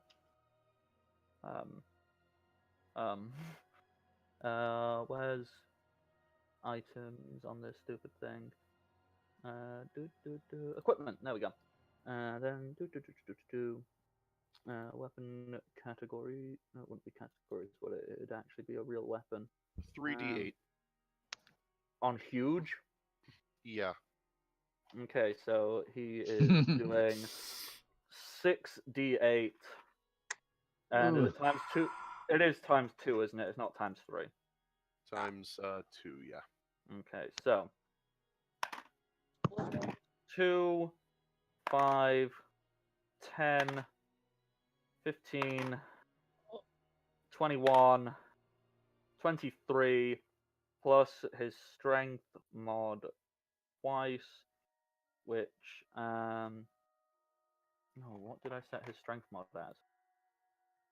Hang on. I've got this Hi, I'm written sorry. down. Diddly-diddly-doo. Strength mod of plus 11, so plus 22. So 23 plus 22 is 45 damage. Rars had 12 hit points left. Rars is now meat paste. Rars is on minus 33, as this flail just, not even a, well actually it's a crit, so it is at full force, just swings into Rars, and it slams him against the wall. There is now a stain where Rars used to be. Yeah, splatters him against the wall. Yeah, and the wall. Wow. Inside the wall, there is also a rather large indent where this flail is. It's kind of like a wrecking ball. It's just gone like. Jesus Christ. So, guys, don't get hit. That would kill me in one shot. Just saying. At full health. It was a crit, but that was a crit. Still. Holy. So with that, all the garbos. What's our movement? So hang on. 5, 10, 15, 20, 25, 30, 35, 40, 45, 50, 55, 60. Is PP an opponent? No. But he is I'm not sure what he's gonna do. Like he's like, what do? Is this the time? Not the right time to yell mercenaries, so I'm not gonna do it. I think he'd follow them, just to make it look like. I think he is gonna follow, but he's gonna follow at the back. Good. You're like, Because he's not gonna like the next little bit of what I'm doing. Yeah, PP is hesitant, but he tries to play it off like he's rallying his friends. He's going, come on, we can do it. Kill the intruder. Yeah, yeah, yeah. That's what he plays it off as doing. So they're running down, and that's their move. Oh, the giants themselves. Well, no, because I did say I held my action till people were in that hallway. Oh, yeah, you did. Sorry. What were you going to do? I'm throwing a lit flask of oil right there. Right? That's No, a no, one way out. right there. Go for it. So that's just a ranged attack to throw. Nat 20. Oh, yeah. Okay. So, Beautiful. with a nat 20, I am going to say,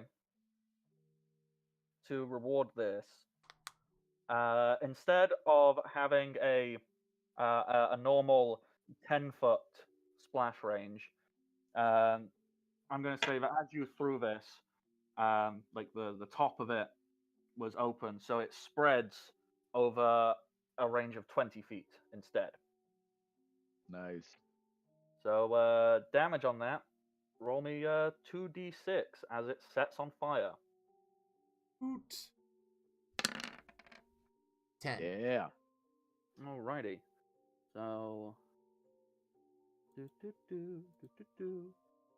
way better than 2.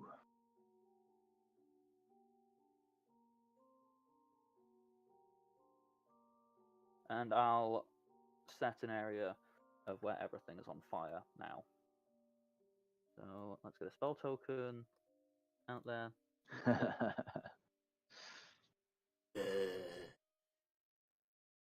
And radius It was the of right size the first time.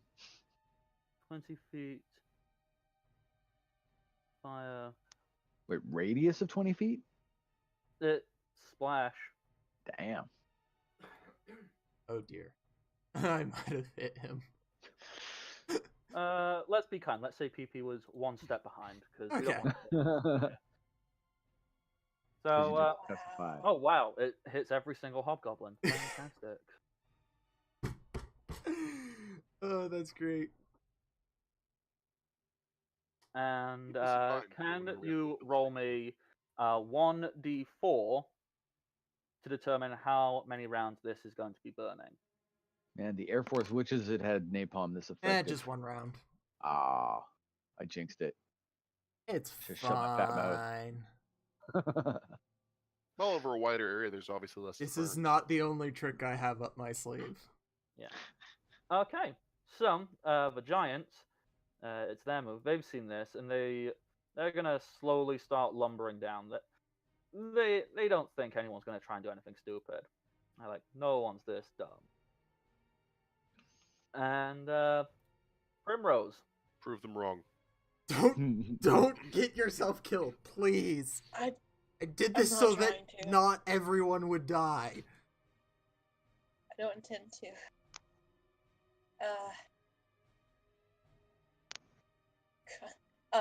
Well. I don't know what to do. I'm in no shape to really fight right now. Kids revealed that there are spellcasters among us, if that helps. Yeah. So not Also, using magical abilities and things like that, if you're trying to play it cool, it's fine. Use all your magic. You've also yanked my head back with your eating of hair. That was pleasant. Still trying to recover from that shit. Like, God, why? Good news is you're now facing the lion. Oh, I don't want to face the lion. Yeah, perfect. Yeah, Run away! Run to Eliza. you get to It's turn around fine. and see someone who you were kind of like, I don't know if Roz is going to be my friend or not. He's splattered. Like, there's just a streak of blood from where he was stood to the wall where his crushed corpse is fully embedded into it. Yeah, Prim. Prim was hoping to get through this guy, and they're not pleased. But they know they really can't do shit about it. They decided they'll cry about it later, and they'll have to go back to Eliza, because there's no way they can do anything worthwhile right now. They're gonna have to, I guess, is the term hobble with their wounds, or just walk? You can walk still. Yeah, I'm gonna walk back to Eliza, because help. Yeah, that's fine. Okay. There's way too many holes that may help. Yeah. Basically, they're just gonna go up the stairs and be like, "Hey, what's up?" Are you doing anything else? Let's see. What can Prim actually? Guys, you have any blood you're not using? Shit, where's my instrument? Oh, yeah. Okay, yeah. Prim's going to stumble up into the area where Eliza is and cast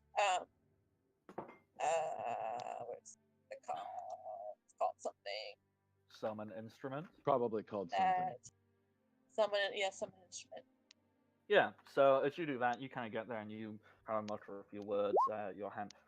And almost immediately, bloop, your word I'm never going to learn to pronounce, so don't even try. Shakuhachi. That one. It appears in your hand.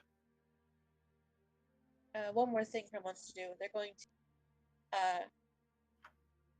Is there a way to, quote unquote, equip this shank to myself in a way that it will not harm me while I'm using everything else?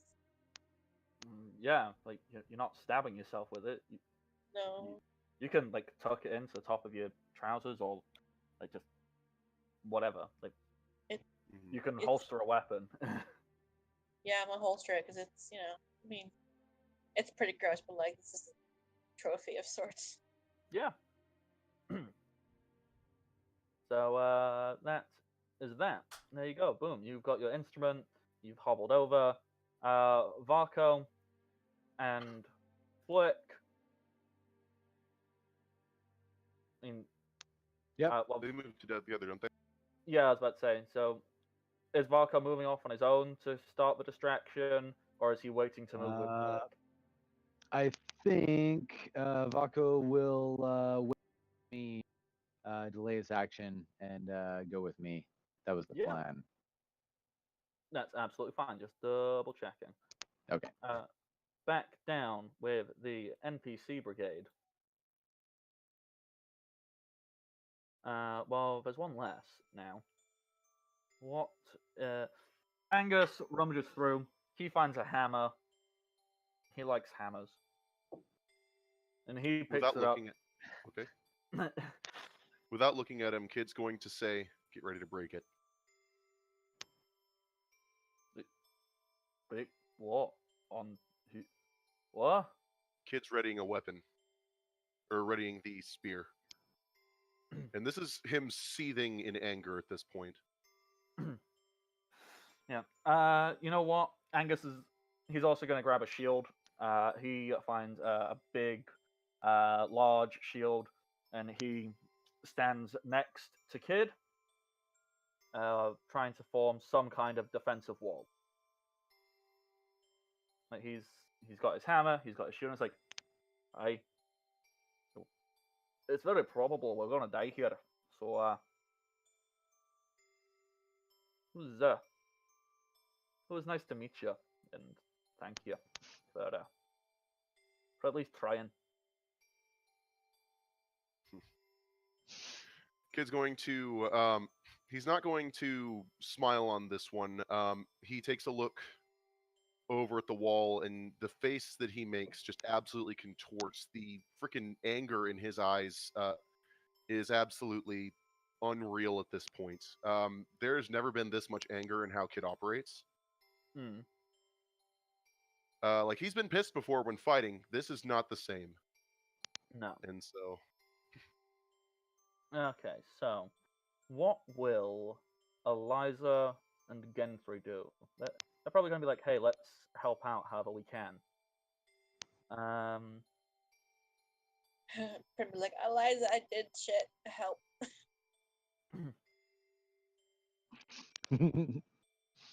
Eliza she is going to run out to Kid, Oh, okay. Well, that's fine. put a hand on Kid's shoulder, and cast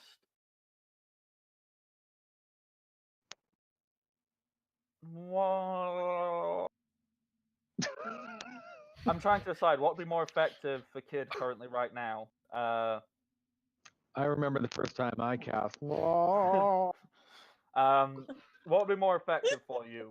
Bear strength or bull's endurance? bear strength. Yeah, cast bear Sorry, strength, bull strength even, and Genfrey will rush out, still invisible. You feel an invisible hand touch you as Genfrey whispers, "Try it," and he just whispers, "Try and be nimble," and he's going to cast Cat's Grace on you. Thanks for the spell, but hand a little higher next time. Sorry, I'm invisible. Couldn't see. Okay. Kid, what are you and your kobold army doing? Okay. Kid taking the Roids, apparently. yeah, Kid at this point who actually just lets out like the most terrifying battle cry you've ever heard before. Grabs the long spear in both of his hands, and he charges directly at the lion, Oh, going Ooh, directly shit. to stab right at him. I didn't expect that actually. That's okay. Well, And as the lion would rear back for his attack of opportunity, I'm going to use the natural 20 that I was granted by Metzgirl to disarm him of his weapon. ooh. Alrighty. So yeah, as he drags his flail back, you catch it on your spear, make use of that natural 20 you were gifted, and you pull with all of your strength to yank it out of his hand, and it clatters onto the floor next to you. Just when I thought you were trying to commit suicide. And Kid, just holding back whatever anger he has, he's going to yell, "Now, break it!" At Angus, so hopefully he can sunder it. Yep. I'm going to justify he had a readied action to do that. So, see, now I have to actually debate with myself, because on one hand, I've got like 4 nat 20s I've not used. And I really, really want to reward this clever thinking. But I think that would also maybe just be making things a bit too easy. No, Okay, if we want to go with crit on this, then it's actually down to the roll. Yeah, I can roll. Like, Angus is trained in sundering. Like, I'm fairly certain I gave him improved sunder. So I'm just kind of like, ooh, do I give the thing as an instant success, or do I roll and see how it goes? I mean, he'd still have to do a certain amount of damage in order to break it. That's true. So you know what? We'll give him the crit, and then let's hope he deals good damage. So 2d8. Dun, dun, dun.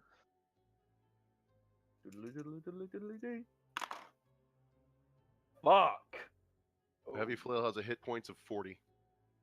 Okay. He doesn't deal 40 damage. He has dealt 15, and then add his strength, which I think he has a +3, so that's no. He's dealt 21, so he slams down on this flail as hard as he can, and it's a big gunk. It doesn't break, but there's a big, there's a pretty hefty damage done to one of the links in the chain. It looks like it could go. And Kid's going to look straight up at the lion, and he's going to say, "What's the matter, lion? Can't stand up to a horse?" And you know what? There's an NPC who forgot to move. the Minotaur, who I'm going to justify as holding an action, he pushes Angus aside and lifts this big ass, like this great axe above his head. Fuck yes. And swings down. So if he can deal 19 damage, this is going to break. I'm just going to point out he needs to roll max to do this. So it's a 1 in 12 chance he can. Okay, I'm not even fucking kidding. Like,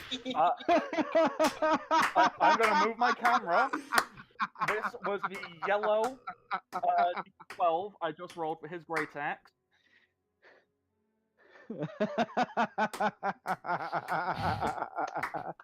Woo! I can't get my camera back on its stand now. What Shit. percentage is the plan at now, kid? Like 98? Right after Kid hears the shattering from behind it. Yeah, Because it seems like everyone's getting castrated today. As you hear this aggressive more. As the great axe is swung down, you hear a satisfying clatter of metal as the flail appears to be broken. That's a war move if I ever heard one. It is the warriest of war moves. War cow, obliterate. I'd like to point out that this is a huge giant that a 16-year-old with 4 arms has successfully lost his enormous 40-pound flail once again to teenage angst, where his buddies just destroyed it in the background. Okay, if we have a team name, it's got to be Teenage Angst. Teen angst. I think that is the I'm name digging of it. our grunge band. We just gotta wait for Primrose to get reincarnated and be like 19 again, and then we're all Yeah. teenagers again, and it works. Yeah. Oh god. Yes. Kid, are there any other actions you have Squad to goals. do? Holding up the hand that is currently holding the heavy shield, I am just going to, without relinquishing the shield, just hold up my middle finger. Ooh. And that's my action. You're not gonna do it with all 4 hands? I can't do it with all 4 hands because a lot of them are holding shit, and the shield's the easiest one to work with. Yeah. Okay then. In that case, we'll jump over to Flick and Varco, who have no idea of this amazingness that's going on. They did hear a minor fire explosion, though. You've heard it's All quite sorts of quiet. You've heard an echoing moo and an explosion. Okay. So You're as we dropping move up to cowbell. this point, I've led Vaco here, as I said, like a rat down the corners of the corridors. I peek around the corner of this corridor, holding him back behind me, and I just see if there's any action, or if it looks like either of these 2 doors in front of us have been opened before I start moving. The one going south, that's still open. The one to the west, that has been untouched. It's not really a door, remember, that's like some furs and coats and things like that. You can Yes. peek through, and they're all still asleep. They're knocked out. Nothing has been loud enough to wake them yet. Okay, that's what I'm trying to judge from where we are. How loud are the sounds if they would have, roused that chamber full of people right there that we're going to be right next to. So if I don't think that that's the case, we're going to move around the corner. Mm-hmm. And You can peek in. The 2 hobgoblins and the giant, they're kind of sat around. They seem to be like, the giant is kind of leaning back, and he's just throwing offcuts of meat at the hobgoblins in a very like he's just like throwing the stuff he doesn't want at them, like trying to hit them. They're just sitting there taking it. Okay. They know that he could kill them. Good call. Yeah, sucks to be a goblin in a giant's world. So the door right here, that is more of a heavy door. Yeah. Does it look like it has a lock on it? No lock. It's just big and heavy. Gotcha. Okay. So, Vaco, if I go over there and open the door, Well, I'm invisible. Can you summon something that'll run out the door and get them to chase it? Which he can. Yeah, he'd be like, sure, I can do that. Okay. Then that's the plan. We're gonna try and get them to chase something out the doors. Hopefully, all of them. And if there's only one of them left, try and take it. I guess, even if it's the giant, that'll be our battle, like you said. Maybe we die trying, but at least we died trying, right? He's kind of like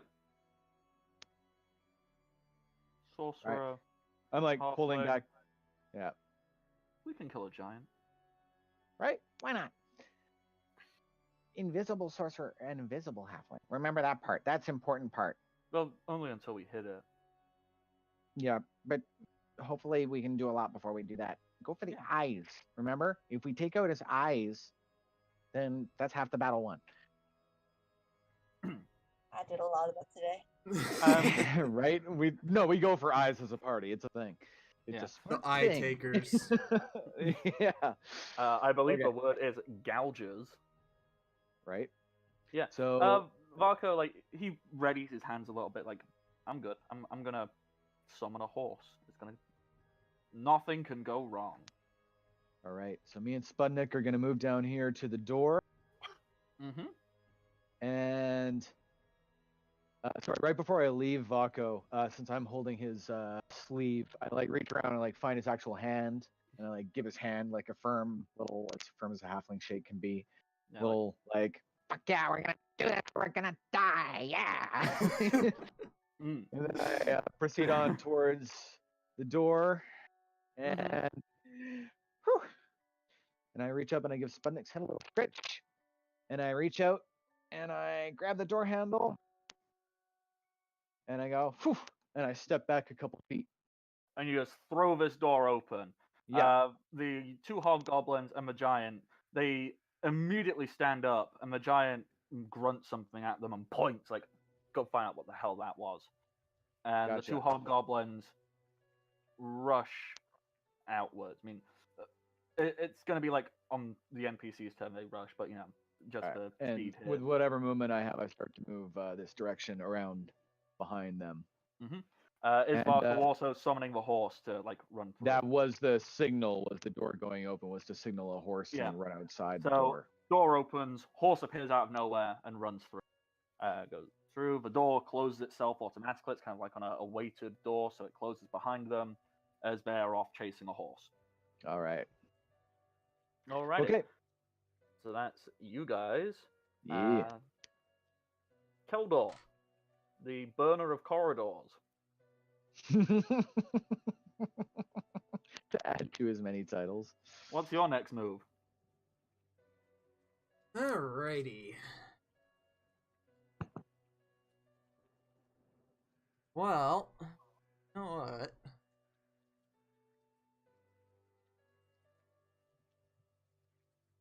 Yeah, I'm going to throw my lantern in there as well.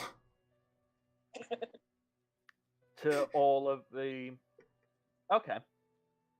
So, the fire is already going. Every round they're in that fire, they're taking a d6 damage. The fire is meant to be going out this turn, so would we justify you're throwing the oil lantern in, that would cause a fire to spark back up, and they would take an immediate d6 of fire damage now, and then they'll take another one on their turn, and it would also give another d4 rounds of burn time. Does that sound what I acceptable? would like to do is throw it not back there, but in front, so it's like the fire, there's more fire in front of them as well. Okay. So it wouldn't get the guys at the back, but maybe the guys at the front. Yeah. I mean, well, technically, since oil has spilt in all of this area because of the nat 20 you got, if you just threw a match in there, that would all keep burning. So, if you were to just throw your oil lantern there and add more fuel, yes, it would extend it out another 10 feet. I'm just trying to decide if that would cause the fire to go boom. And actually, you know what? Yes, it would. I've played with fire far too often, and when you throw more flammable stuff on, the fire goes flum. So yes, they're all going to take a d6 of damage for that. Every time we get more of Yep. Matt's backstory. Recessions. Just deeper into it. I just like dropping tidbits. I played with fire. And then, because I'm somewhat smart, after I throw that in, I am going to step out of sight so they cannot shoot with arrows. Clever boy. You've Okay, learned. roll a d6 for the damage, and then a d4 for how much longer that's going to keep burning. 2 damage, 2 rounds. Wonderful. Because the fire looked like it was about to go out just then. That would have been the 1 round. But you breathe new fiery life into it. And you can tell I wasn't prepared for anybody to start a combat with all of these guys, because there's way too many of them for me to quickly update all of their health. You should know better by now. This is Keldor. He You'd doesn't think care so. about numbers. To be fair, Matt, I have the document that I made for this, and this is like the precise moment where the plan would go wrong. I have very little plan past this point. All right. Well, we're gonna die fighting our own giant, and you guys have 3 giants to die fighting. So You'll be fine. Okay. And I'm killing all the hobgoblins by myself. Will be great. Yeah. And so the new fire also extends a little bit down the hallway, like right here, type of thing. Yeah, like I know it extends in it. There, perfect. You've marked it. Wonderful. Because I don't know how to extend out that radius on it. Okay. Well, the lion. He's angry. You have smashed his weapon. You broke it. And he sees the small human boy. And what he's going to do is he doesn't have a weapon. But what he does have is big, meaty man arms. I expected this. And he reaches down and tries to essentially backhand you with one of his attacks. So here goes nothing. That is a 17 on the die, plus 18. That'll hit. Yeah, the 35 hit. He's not proficient with unarmed though, so it would take it. He does But have not slam enough. attacks. Oh, he does. If he has a slam, then yeah. Yeah. Never So mind that then. first one will deal 11 damage. Okay. I expected this. And then after he's done that, he brings his other hand down to try and like smash you into the floor. And that is a 21 to hit Okay. That'll hit too. well, shit.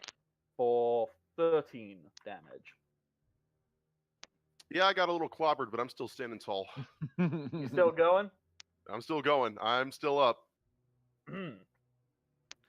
Okay, so the Gobbo, Lobo, Robo Dobbos. They all take a d6 of damage. Archer, would you like to roll or do you want me to roll? I will roll, because that is fun. Yeah, let's roll dice. If you guys can hear me, I gotta restart real quick. Oh, that's fine. An additional 3 damage of fire for them all. Okay, I'm just going to mark the first one for now, and then I'll go through all of them later. They are continuing to rush forward. So, first one, who is entering your threat range, so you can get an attack opportunity on the first guy who runs in, Keldor.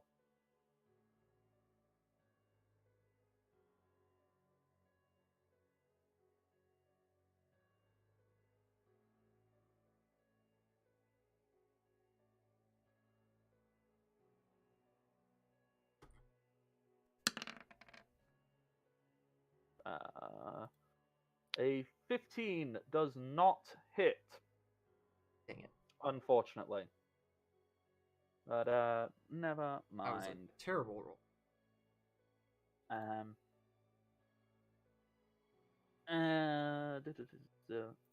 No, he had to actually push just past his movement speed to get there, so he cannot make an attack.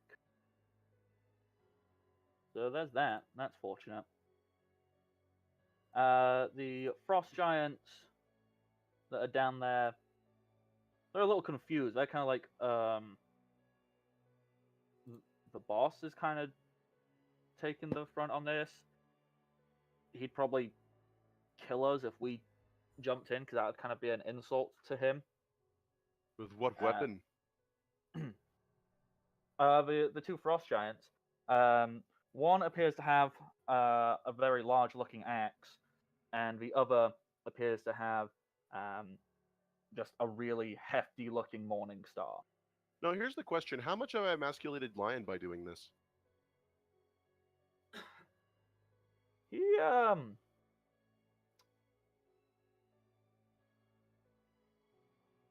yeah, a lot.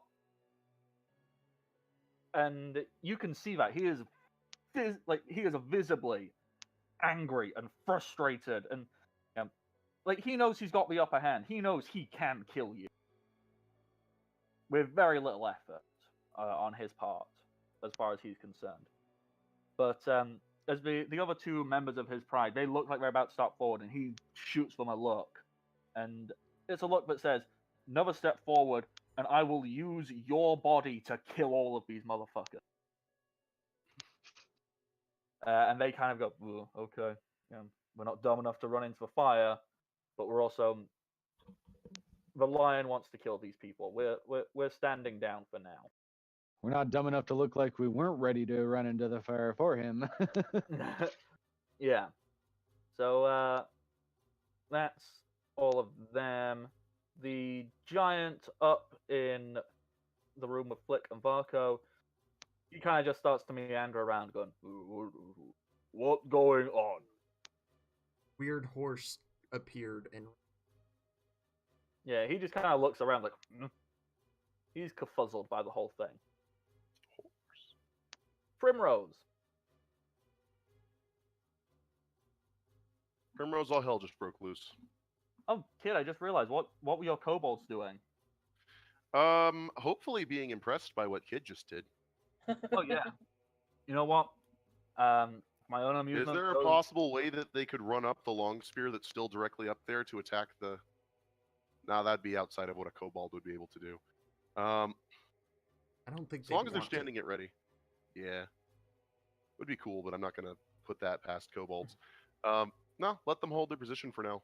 Yeah, that's cool. All right. Primrose. What do?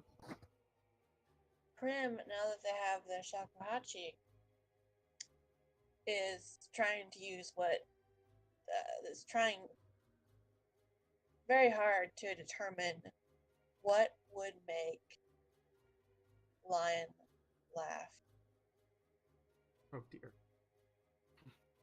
Oh, if you're trying to use hideous laughter, I still don't think you have the components for that. Damn it. Yeah, hideous laughter requires the use of a feather and a tart. Oh, I didn't know that. Well then. Bardic inspiration is always good. Three. But is anyone within range for it to be useful? It's everybody who matters. I'm fine. That would get all of your friends right here. Okay. Then you know what? Prim's going to take a breath in, put the shakuhachi to their lips, and thing. Do inspire courage. You dootin'. We're dootin'. Doot, motherfucker. No, it's a beautiful sound, and everyone feels inspired and ready to beat up a giant. Doot. Stab a guy in the dick. Like that? Yeah, that's the chorus. Yeah. Stab a guy in the dick. Epic Twice. power metal ballad, and then the chorus is just stab a guy in the dick. Twice. Okay, so jumping right back on up to Varco and Flick. Would Varco, Scorching rays. yeah, is Varco willing to drop his invisibility to go pew pew, motherfucker? With a scorching ray? Or anything else? Yeah, he has no second level spells left, so he cannot do a scorching ray. I looked at that already. What he could do is a fireball, but that's gonna wake everybody the fuck up, right? Wait, Fireball's can't you- loud, isn't it? Technically, yeah. Yeah, it's not like quiet fire. It kind of goes like. It's maybe loud enough. It might alert some people. But I'm sure you guys could collectively think up a clever way to stop people getting out of that room. You know, least the slow one them with down. a hole in the floor that's been boarded Yeah. over. Mm-hmm. I don't know that there's much I can do about that. What am I gonna push everyone into it? Well, The entire I'm floor sure gonna there's a collapse? way you could find a way to at least slow them down. I mean, Yeah. you know. So,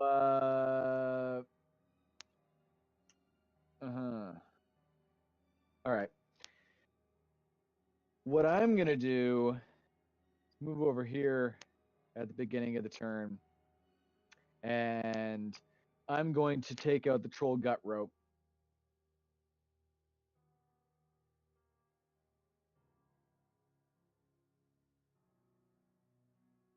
Into the room with all the people. You cut out a lot. Is this another wooden door that I'm next to? This it's not a wooden door. This is kind of like a few crates, bits and pieces, and there's like furs and whatnot to keep the heat inside of there. Okay.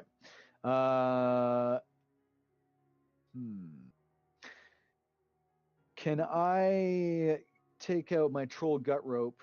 And would it be conceivable that I could just will the troll gut rope to weave itself over this opening like 150 times so that it makes like a spider web that's covering the entire entrance? Would it be able to anchor itself to the walls at all, or would there be nothing there for it to hold itself to? It could weave its way around all of these barrels and crates and whatnot, and essentially blockade them together. Okay. So instead of just moving one, they'd have to move the entire bunch. Okay. And as much as I can, I'm also going to try and get it to wrap around any outcroppings of rock or anything that are within like a 10-foot gap, because I have like 800 feet of rope, right? You have essentially an infinite amount of rope. Yeah, so rope. I'm just, if I have like an infinite amount, I'm going to get it to go like a couple thousand feet and just like wrap around anything that's near and just like make as big of the thing as I can. And if I'm correct, while it's while I'm holding on to it, it's invisible, right? Yep. All right. So I'm going to just will the one end to wrap around my waist. And I'm going to bring it with me. Nice. Same thing, right? Yeah. Okay. So yeah, I like let it go and check, and I look back and it's still invisible. Mm-hmm. Yeah. Okay. Awesome. So more or less like just walking up to the door and willing it to do that, wrapping it around my waist and going and leaving it to do that for like the rest of the round. I'm going to proceed with the rest of my movement, if you're okay with that, over here next to the door. Yeah, I'm okay with that. All right. So with Vako sending the horse out last turn, basically I told him to go for the eyes. So I guess it's your kind of call what he does with that. He doesn't really have any, like, he has like magic missile. Yeah, like fireball is intrinsically. You said go for the eyes. He could attempt to color spray and blind this motherfucker. Yeah, if he knows that'd work, then he'd probably go for that. He knows it. We've used it before. All right. That would be really helpful. That's not how that works. I think I have it in there for him. If you can press the spell button for him. I just did, and it brought up that for some reason. Oh, did it? Oh, I must have fucked up big time on that one. Well, they've also Um, changed the game and the coding several times since then. So who knows? Yeah. Okay. So let me just check Varco's charisma and I'll figure out the saving throw of it.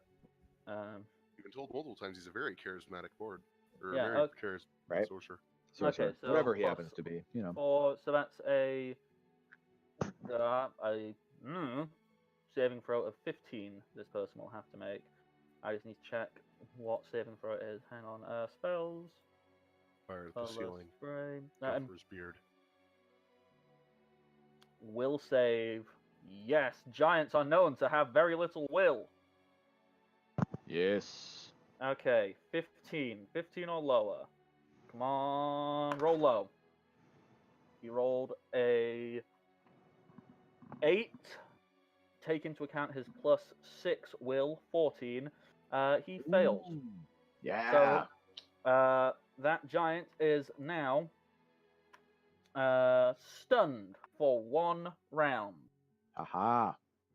So the giant goes, "Buh," as Varco just materializes and fires a just cascade of rainbow colors towards his eyes, and the giant goes, "Ah, not cool, bro." All right. So I've used my movement so far, right? And I guess I used a magic item too. Yeah, I was gonna say with the use of a magic item and your movement, that'll be turned up. Okay. Then yeah. Okay, so let's jump down to all the NPCs. Kid, you get a bunch of backup. Mhm. You get an Angus and a Minotaur, Okay. who are both going to rush up and try to help stab the lion. So Minotaur first. That's not going to do it. That's a 3. So Minotaur misses. Angus, however, he's got a hefty plus to hit. So yeah, Angus lands a hit. Not great damage, though. He wallops him, but not super effectively. Does Indrix have any spells that are fire related prepared today? She has create fire. I know she's used that in the past. Is there like I know there's like one sort of ball fire thing. Is that within her druid levels? Flaming Sphere, that would be, but it's not in her spell list. She has got Resistance, Entangle, Snake Swiftness, Pressure Sphere, and Dehydrate. Okay. I mean, druids do get access to anything that they prepared that day, so I don't know.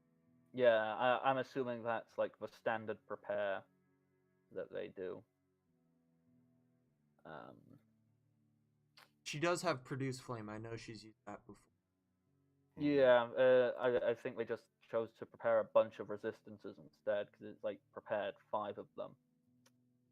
At least that's the last thing that was written down on here. Okay. But this is from a while ago. So Yeah, that would have been before we got into. Yeah, that Yeah, would so have been anything on the fighting. druid spell list would be something they could prepare.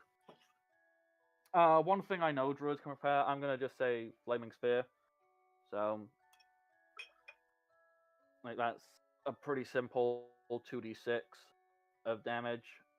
Just gonna produce a Flaming Sphere onto the lion. He gets a reflex save, which he fails. So that's 2d6 fire damage. Cold subtype. Yep. So that is times 1.5. That's a 6. So that becomes 9 damage. Okay. And That's he where takes we'll that stay every there. turn he is stood in that fire. Okay. What about Eliza and Gen3? What are we thinking for them? What use can they be? I don't know what attacking spells Gen3 has. I don't think he has that many. Gen3 is not a fighter. I think I gave him Shocking Grasp as like a don't come near me. What else does he have prepared today? He was loaded out to be like especially for today. He was very much loaded out. Like anything I can do to help. Like he's got mirror image. He can make copies of somebody if he wanted to. Or he can only make that of himself. well, that only now works on him, doesn't it? Yeah, here's Does the it? question. Does he have True Strike as one of his spells? Yeah, fairly certain he does. Okay. Kid's going to yell back, "Target! I need a target!" Since that's the one thing it needs. Yep. Game 3 will rush forward and he will reach into his pouch of components and he will hand you a target. Okay, Kid will drop the long spear altogether and reach back with his lower left arm and get a hold of the target. Yep. And what do we think Eliza should do? Cower. Um, I'd say get out of there and come back to safety, but that's just me. Well, no. Eliza, she's not going to stand there and let all of her friends die.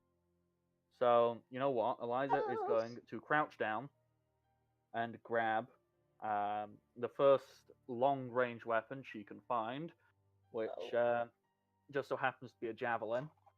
She grabs it and throws it at the lion.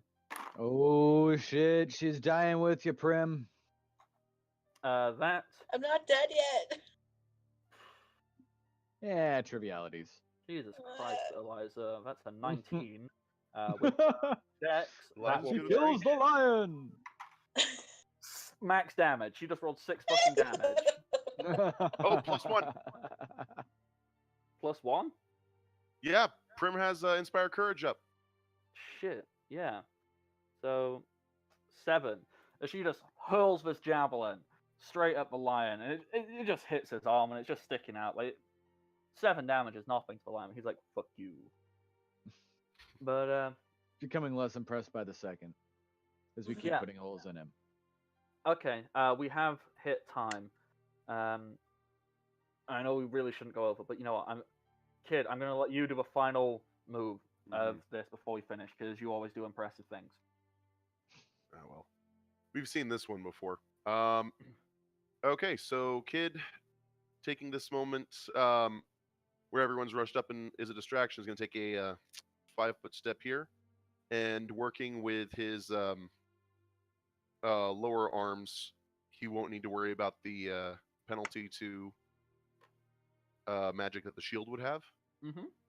And he is going to mirror image himself. Alrighty. So, how many mirrors are you making? Well, let's determine what the spell's going to do. Spell says I have a grand total of 3 images in addition to myself. Okay, so let's. AC is 15 as long as Cat's Grace is effective on me. Yep. So, 1, 2, 3. Let's mark the real Kid. The little dot. Done. And he's going to say, with the echo of everyone speaking at the same time, we've come for the princess. Best hand it over, or our army will take down yours.